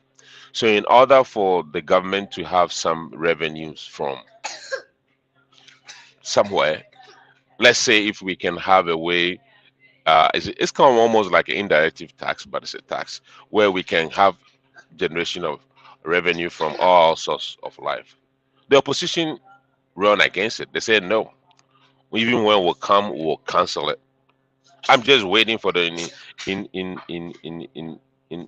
let's say unlikely event the NDC comes to power in 2025. 2025, yeah. I'm just hoping once they come, that will be the first thing they have to say. We are canceling it. Oh, you're a prophet. I have to come to you for church. I don't go to church anyway. They are not going to do. Inherit would be dire. So how do you cancel? Exactly. So for me, I was thinking like things that would generate anything for us, we should do. Let me say the Osler. When we're opposition, we're talking against it. We haven't canceled it. Right? Exactly. So for me, I will be the first person if the NDC comes to power, likely event. The thing about the strange thing that this government actually did it, they didn't only increase something like ESLA, but they mortgaged it. They took money ahead of time. Because we need revenue to do development. No, I'm not against it. See, so because you mortgaged it, with mortgage it for what? That's the matter. That's the point. Yeah, you see. That's why I was saying. So your members of parliament who are approving all these loans, what are they doing? Are they sleeping in there? That's what former President Mahama told us when we're asking, what have you done with the money? He told us, he said, what are you sitting in opposition for? You're sleeping? You don't read the budget, you just pass it so that we just take the money and then we chop it, like you guys are saying? Is that what you're telling us? That is a really good question now, but I'm asking you. Yes, it's a really good question because all these decisions to mortgage everything is passed through parliament. All that goes through parliament, yeah. That's right.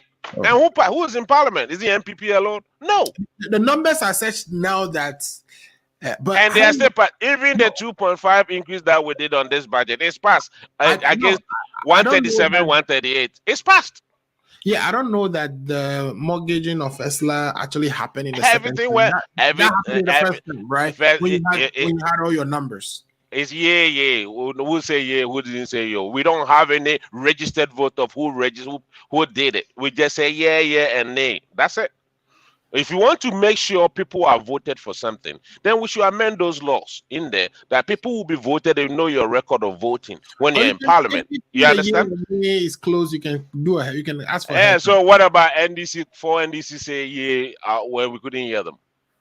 There's no record for it. When five MPP said nay, and we couldn't hear it because there's no record for it. Continue. You understand? Yeah. So for me, anything that would generate revenue for the development of the country, and the most important thing on it is those revenue when generated, are they going to be used for those purposes that we intend to do instead of giving businesses to our cronies and friends and political friends, right? You should be answering that question. I've never had any political money from anywhere, not any government.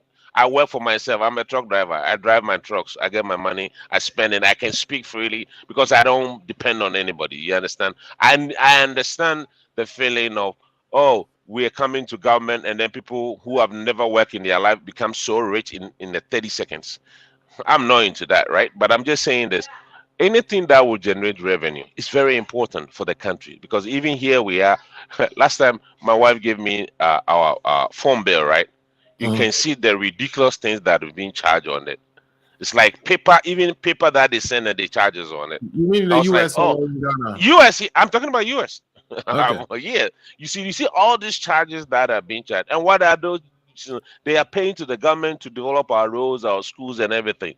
So as long as citizens we are paying all this in terms of giving that revenue to the government, what we have to do as citizens is like hold the governments, whichever government is in power, accountable that those monies are used very well, efficiently, that people will benefit out of it. So me, I don't have a problem. If NDC comes and they will maintain it, I will support them, to be frank with you. In a likely event, and I know they are not coming, they will just be crying and talk.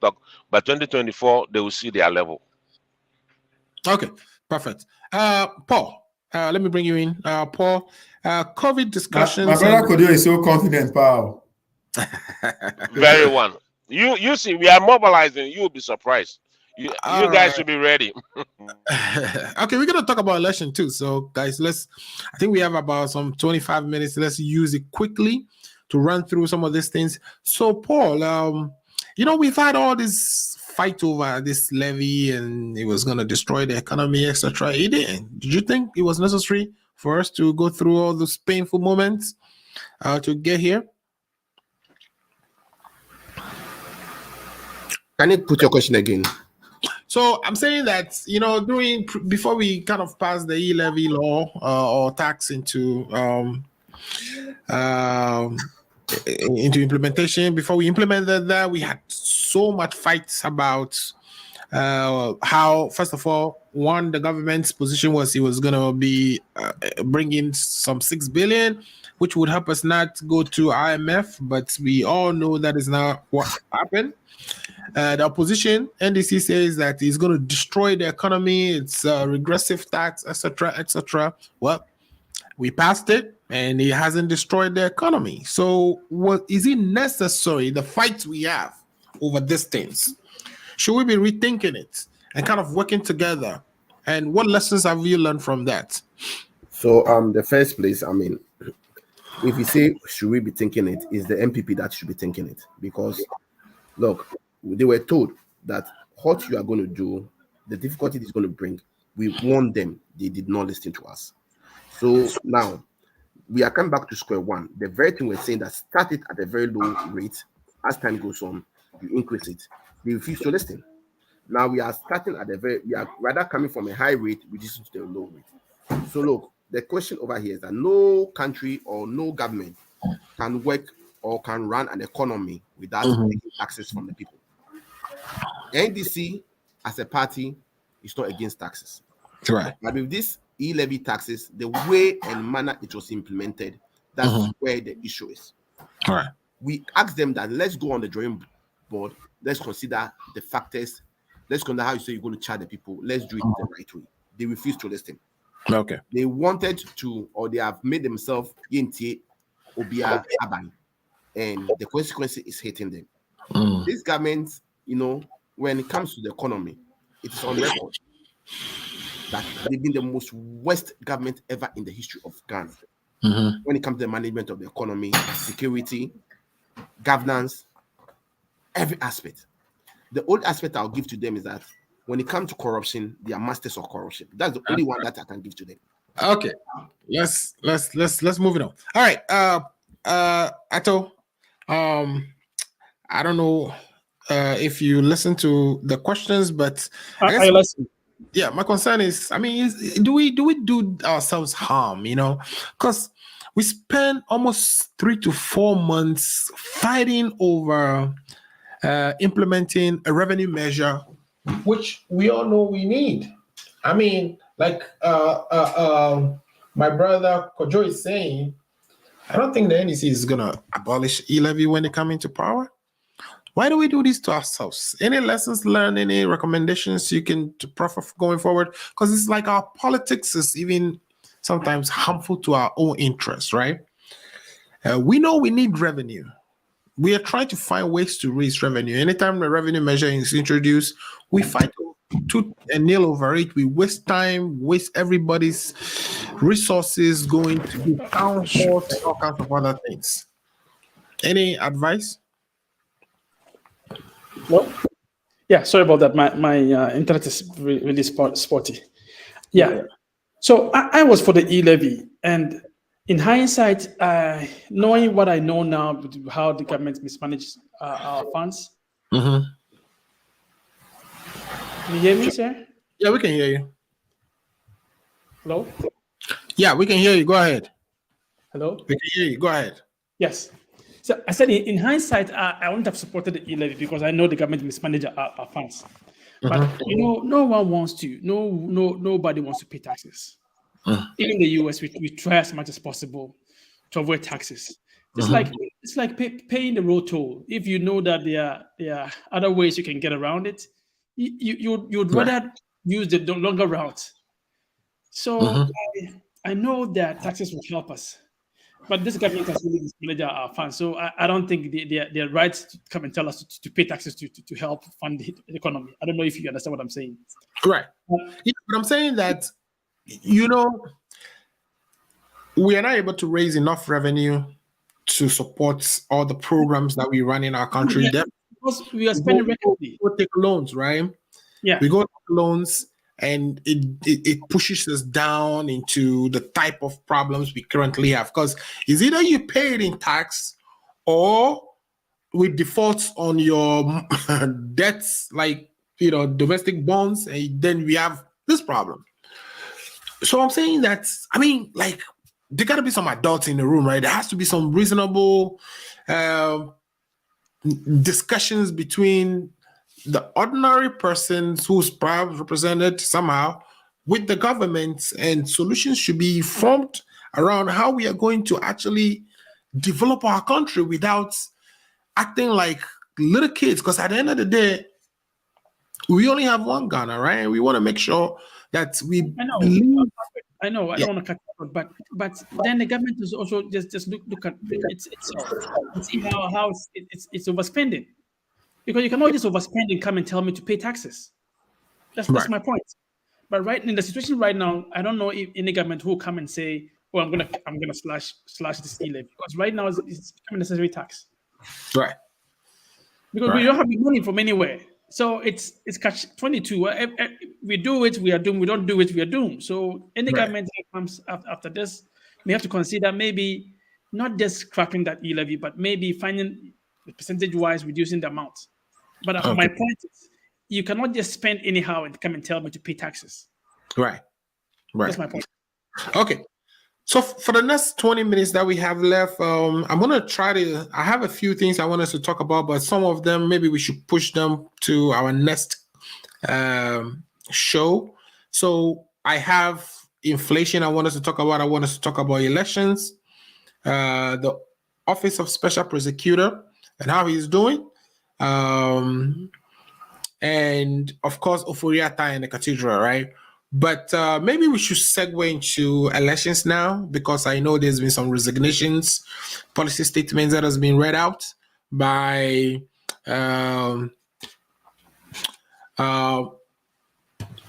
the foreign, is he the Minister of Trade and Minister of Trade, right? Yes, Alan Chamante.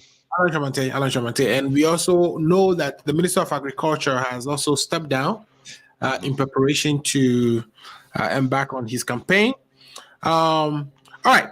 So Chamante is saying a few things. He wants to industrialize Ghana.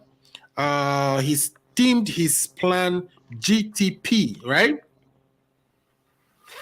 What is that, Kojo? All right. You are Muzu,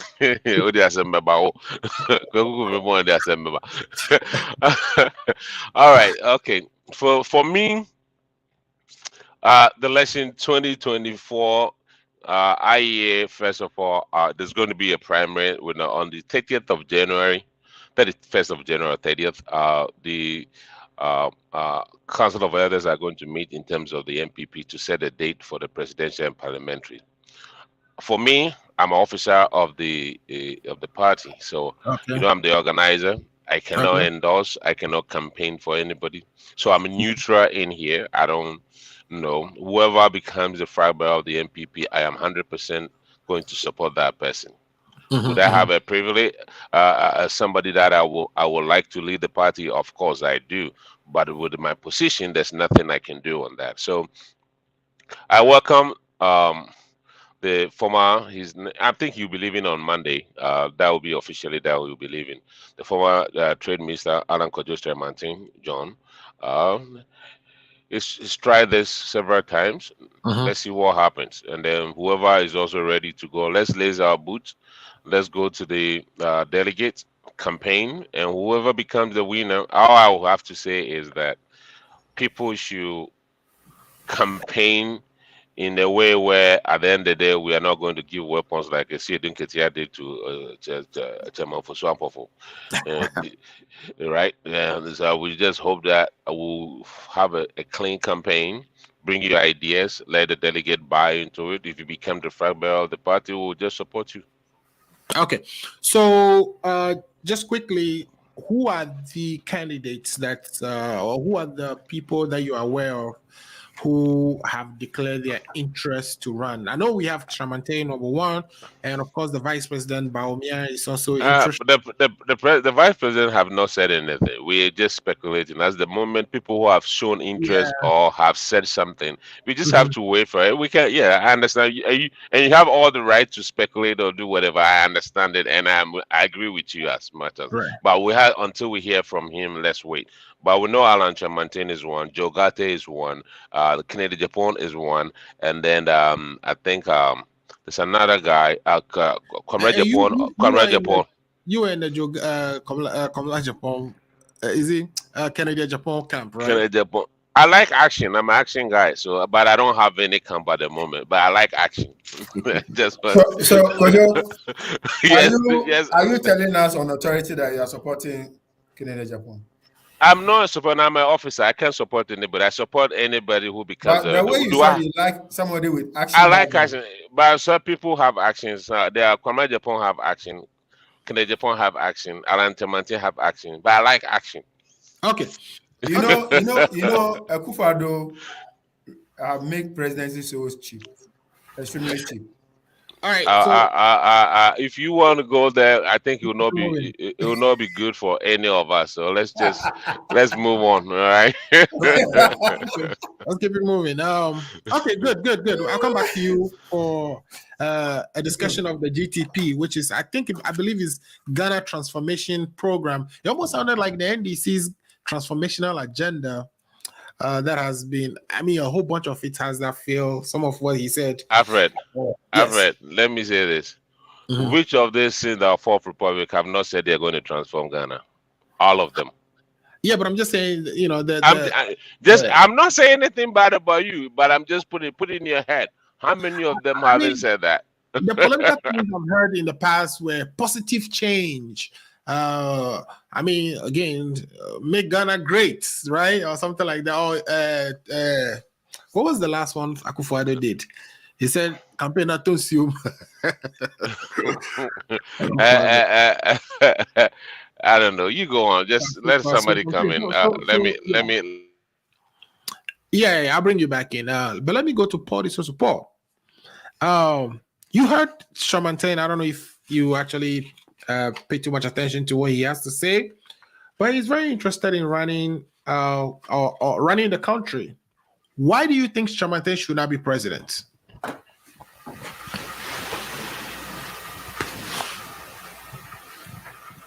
Paul. I asked a double negative there, but anyway, if Paul is not ready, I take it to. Are you asking me that? Why do I think Alan Chamantin should not be a president? Why should he not be president? Because I know you are going to say he should not be president. There's a saying that, a decorated monkey will always remain as a decorated monkey. No matter who decorated. Look, Alan Chamantin, the agriculture minister, any minister in this administration is not permitted to stand on the ticket of the MPP. Okay. Simply because all those who have shown interest are part of cabinet. They've been in this administration for how many years? Over 6 years, 7 years. They've not Not all of them. Any change. I'm not saying all. I said those. I know Alan Chemante has been in cabinet. A free also has been in cabinet. Who again? As of now, those are the two that we know. In cabinet, right? Dr. Baumia himself is not fit for purpose because he's the vice president of this administration, the economic the head of the economic management, and the economy has gotten to on its knees and at the verge of ICU. So as for Dr. Baumia, he should not even come near. I will consider Alan and Efrie because maybe they are ministers, they don't have that power that the manager of the economy had. They don't have that power. So for me, whether they bring Alan, they bring also Efrie, they bring whoever they bring, it is not that here, not there. I think I forgot one. Boache Jakon is also interested. Boache Jakon, So, okay. Yes. All these names, all these would have been yes. All these would have been mentioned. They are not fit for purpose. They cannot lead the country. On the basis of them just being cabinet members, so do you have any other substantive reason for why they should not? They are not qualified, or they shouldn't even try to be president? Alfred, what are they coming to do? They've been part of this government. They are in the government. If they have any solution, but they are telling you what they are going to do in their. That is the joke. That's the joke of the century. That's the joke of the century. If they have anything to perfect to help the economy, they should do it now. Have you listened to Alan Chamante's speech? I listened to it. It was full of, it was empty. So, he said it's going to reduce the number of ministers. Maza, why is he not advising Akufo-Addo to reduce the number of ministers? But you don't know that. Maybe he is, and Akufo-Addo is just not listening. That's why I'm telling you that none of them is fit for purpose. They are all not fit to become a candidate in the MPP. As a matter of fact, the MPP is going to go bankrupt on identifying who should be their presidential candidate. I'm telling you, whether they like it or not, the election 2024 is a done deal for His Excellency John Dramani Mahama. There is nowhere, or there's no way whoever they will bring will be able to help the cause. For let me put on record, the most easiest person that when they bring, the most easiest person for us is Baumia, and I'll be happy if they bring Baumia because Baumia is noted to be the most lying vice president ever in the history of the whole world, and it's on record. So we are waiting for them to bring Baumia. Thank you. All right, thank you so much. Let me go to Dr. Atto. Dr. Atto, yes. Who do you admire in this list? Alan Chamanten, Joe Gate, Kennedy Japan, Boache Jakon, and then the Vice President, Dr. Mahmoud Baumia. I mean, I made that mistake in the past by endorsing Nanado. You are a Baumia guy, I know. You actually. I was coming there. Okay. But with situations right now, I know the name Baumia exudes some kind of pressure on the NDC people, especially my friend over here, Paul. I mean, anytime he speaks, the NDC has no clue how to handle him. But in all honesty, I don't think Baumia should even come and tell us he wants to contest. Dr. Atto, because he's the head of the economic management team. Dr. Atto, I can tell you for a fact that among all the 9 candidates, Baumia is the most weakest among all of them. That's what I can tell you for a fact. Yeah. Okay. I'm only basing my argument because Baumia is the head of the economic management team. Right? And right now, people are saying, "Oh, they didn't allow him to do the work." But when things go well, then he's being hailed. So right now, today is the 14th of January. I'm not in support of my favorite guy. Dr. Atto, quick question though. You understand you have to be a team player when you're working. You're working under somebody's supervision. Are you saying if you where you are, if you're not the boss and you're under somebody, can you just come out and then spill the beans, everything? Is that what you're saying? But you are the head of the economic management. Yeah, team. but it's a team. You are It's a the team. assistant. There's a vote The head. when there's any decision. Yeah, you are the head. Doesn't mean you take all the decisions by yourself. There's cabinet. There's Okay, something fine. that sits on that. And there's a vote, Hey, and then if okay. you bring your ideas and somebody Yes, said, yes, All I right. get the 10 point. against 1, yeah. So when you guys were praising him, when you Yeah, guys were exactly. praising him, he was on the head of the economic committee, right? Yes, when Ghana had When a you guys were 14, praising him, when he was on the head of the Ghana economic had committee. 14.5 percentage in GDP, John Dramani Mahama said he was the manager. Then when it came 3.7, he said no, it wasn't my fault. Exactly. That's what I'm saying. Like, It didn't come to 3.4 when he was the head of the economic management. He was the president then. Oh, okay. that one is even worse. That is even worse. Well, you have the entire country under your supervision, and you do bad. It's a teamwork, right? Economic management team. But yeah, go ahead. Sorry. I mean, if you look clearly, the way things are going, Baumia should not be our next president because they have mismanaged the affairs. I honestly I admire Chairman, and we can next time because of time. Okay. So you admire Chairman. Why? I like Chairman one because he stood with the party for all these years. He's lost elections, and I like his how do I say? He left the party at some point. Yeah, but he returned. That's no news. Leaving and coming back is no news. Yeah. So that one we don't have to worry about. I like question of loyalty, right? Is he loyal to the party? I mean, you lost election and you told tantrum and then got out of the party. Bezidin left, formed a party, came back and became a parliamentary candidate for the NDC. We have examples that we can always adduce to. So this shouldn't be something that would disqualify Alan Chairman. I don't have a preference. I have my preference, but I don't have a preference. That's the thing. I like him because of industrialization. I remember he discussed the way people are using Salva. And I like that idea of. I mean, but that was a total failure. Let him finish. I'm just saying it. I like improving our products, not just anytime we have cocoa, we just ship it somewhere else for someone to return and then give us a bottle of cocoa drink. That's what I like. I can't start taking their party back. The accusation is that somebody built a factory. All you need to do is plant sugarcane, and you haven't done that up to today. No, he is not the president, so you cannot. He is the minister of trade. But why is Baumia the president? The president's agenda. If the president says, "I don't want you to do that," there's nothing you can do about it. Oh, the president promised time over time again.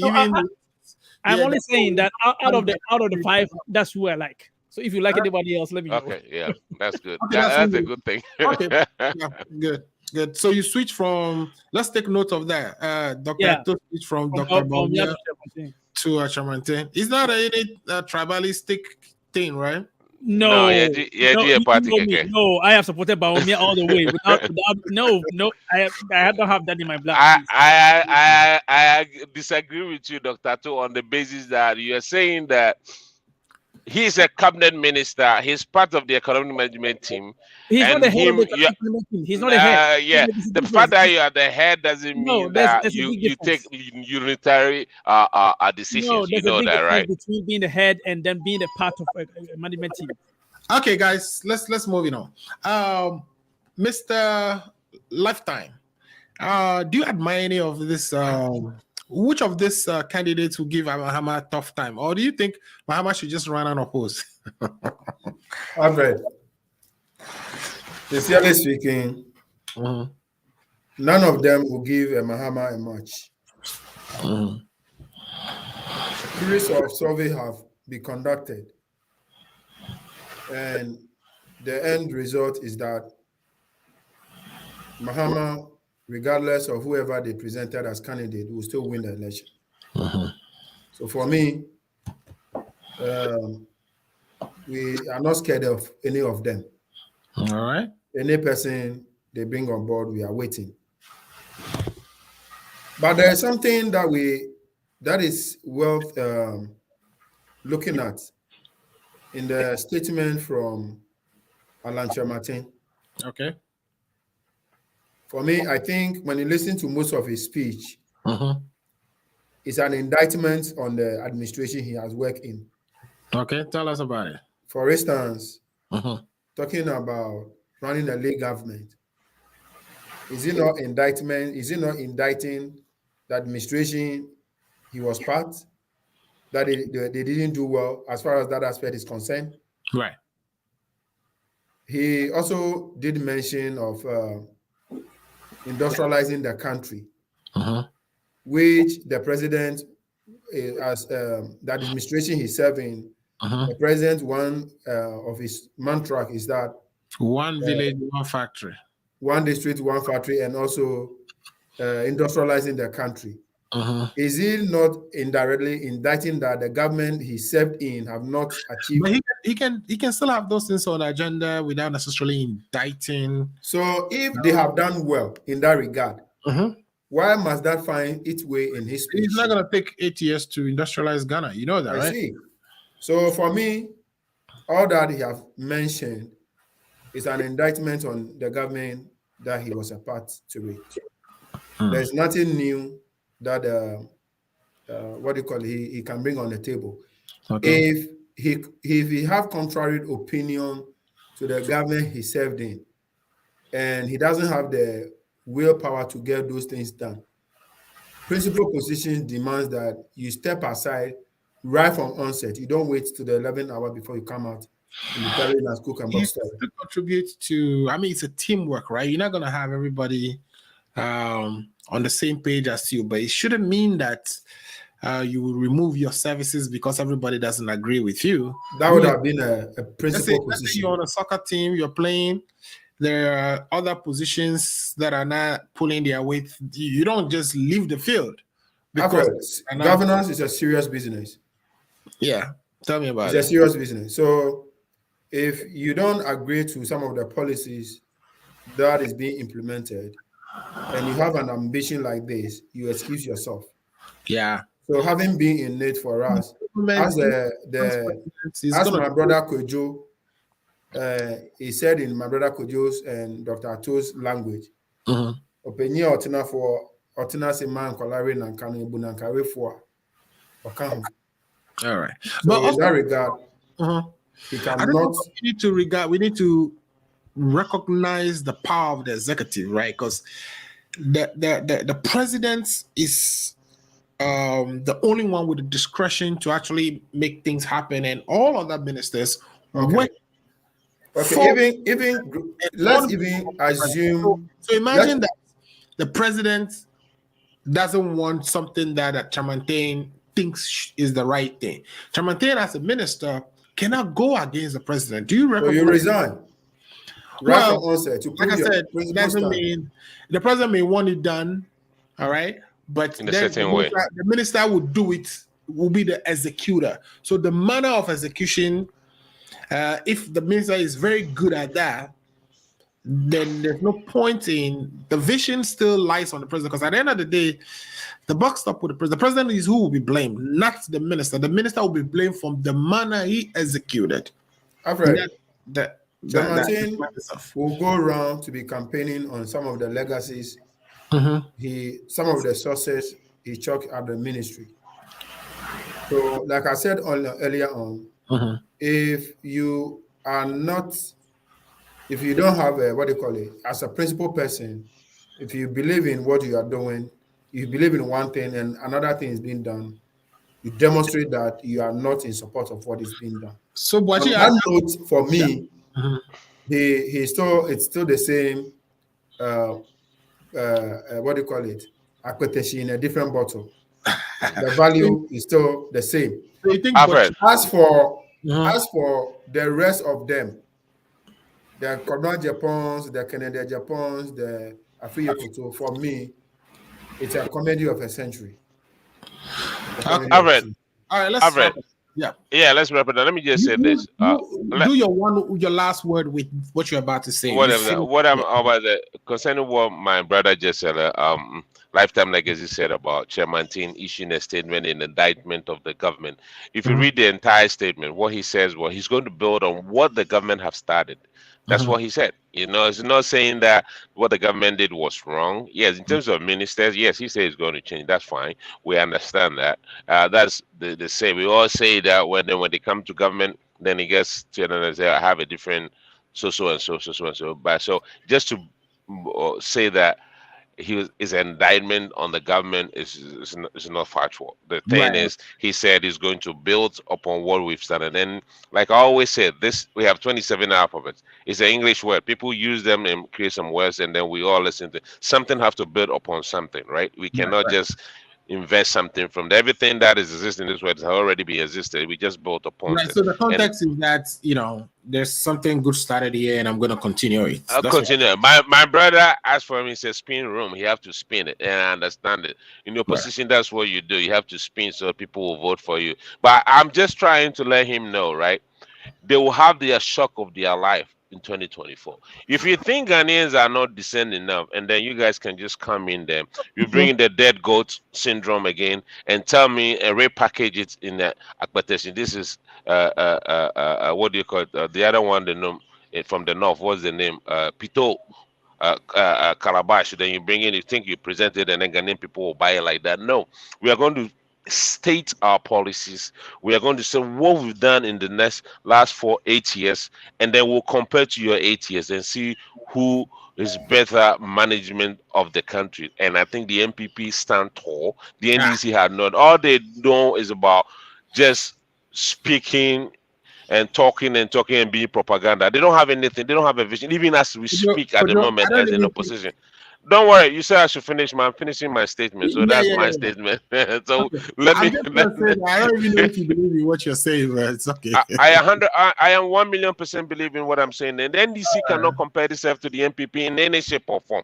All right. Performance, anything, nothing. This is the only party that was in existence that it was called. So whole Supreme Court said loot, create, loot, and share. It's never been said in our fourth republic, even before our first republic, second republic, and the third republic. Well, so they don't even have to. I mean, are you referring to the MPP judges? No. Then, well, do you have MPP judges and we have NDC Those judges? Are We're talking about Supreme Court judges. No, let me. That's right. So what? Don't forget the very person who made that statement. Go ahead, could you? Don't let my brother lifestyle. Don't do like that. For him, he's the coolest. So I am always good when he banter me a little bit. But let the code. Okay. So I mean, thank you for all viewers for coming. Thank you, Alfred, yourself, my Dr. Ato, Paul, and then Lifetime Legacy. I mean, this is what we enjoy doing every week. I'm glad you'll be able to come so we can still do it and help Mother Ghana in any shape or form. We all have to come together in one way or the other to build a country that we all love. We love it. We are sitting down here talking about Ghana because we love the country. Let's find a solution moving forward so we can get out of this pickle that we are in. I mean, the hardship is everywhere. If you talk about inflation here, even though it's coming down, I think yesterday was about 6.5, which is coming down out of 9 point something. This is a different economy compared to ours. Britain is in crisis. You mean the US? No, the United US. Yes. I'm talking about US. It was around 9 about last year. Goes now 6.5. It's coming down, but things are still hard. China opens the economy, and then look at the gas. Gas started dropping up. I work in that transportation industry, and then everything is shooting up again. So 2023 is going to be a little bit difficult, but we're hoping we don't go into a recession. That is the most important thing we have to think, so people can keep their jobs. We're seeing a 0.5% growth, which is. I know we have the World Bank report on the entire finances of the entire world is going to be very difficult. Let's embrace it. Let's hope. If we do our things right, things will change for all of us. But it's difficult. I just have to admit it. It's difficult everywhere. It's difficult here in America. It's difficult in so many countries. Some are suffering than others. But at the end of the day, we just have to pray for a long life, and then we'll see what happens to us. So thank you again, and thank you for the viewers as well. Thank you so much. All right, let's go to my brother, Dr. Ato, for closing remarks. So thank you for the opportunity to do this with you every week, and I hope we can involve our viewers and listeners that are phoning to come up with comments. That'll be nice too.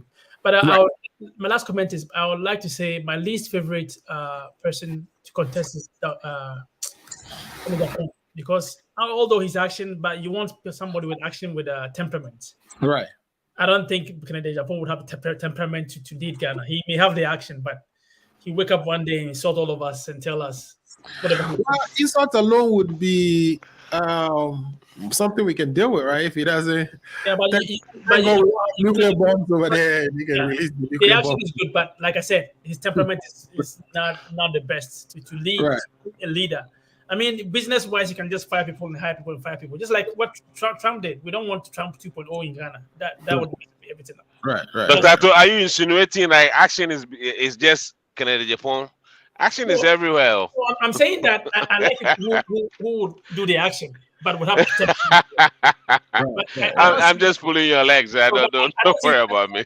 Good temperament with Canada Japan. He wake up one day and say stuff that he will need to regret the next day. The man has been gentle for 2 years now. You should see that. No, it's coming. I think he's trying to run for president. It is coming.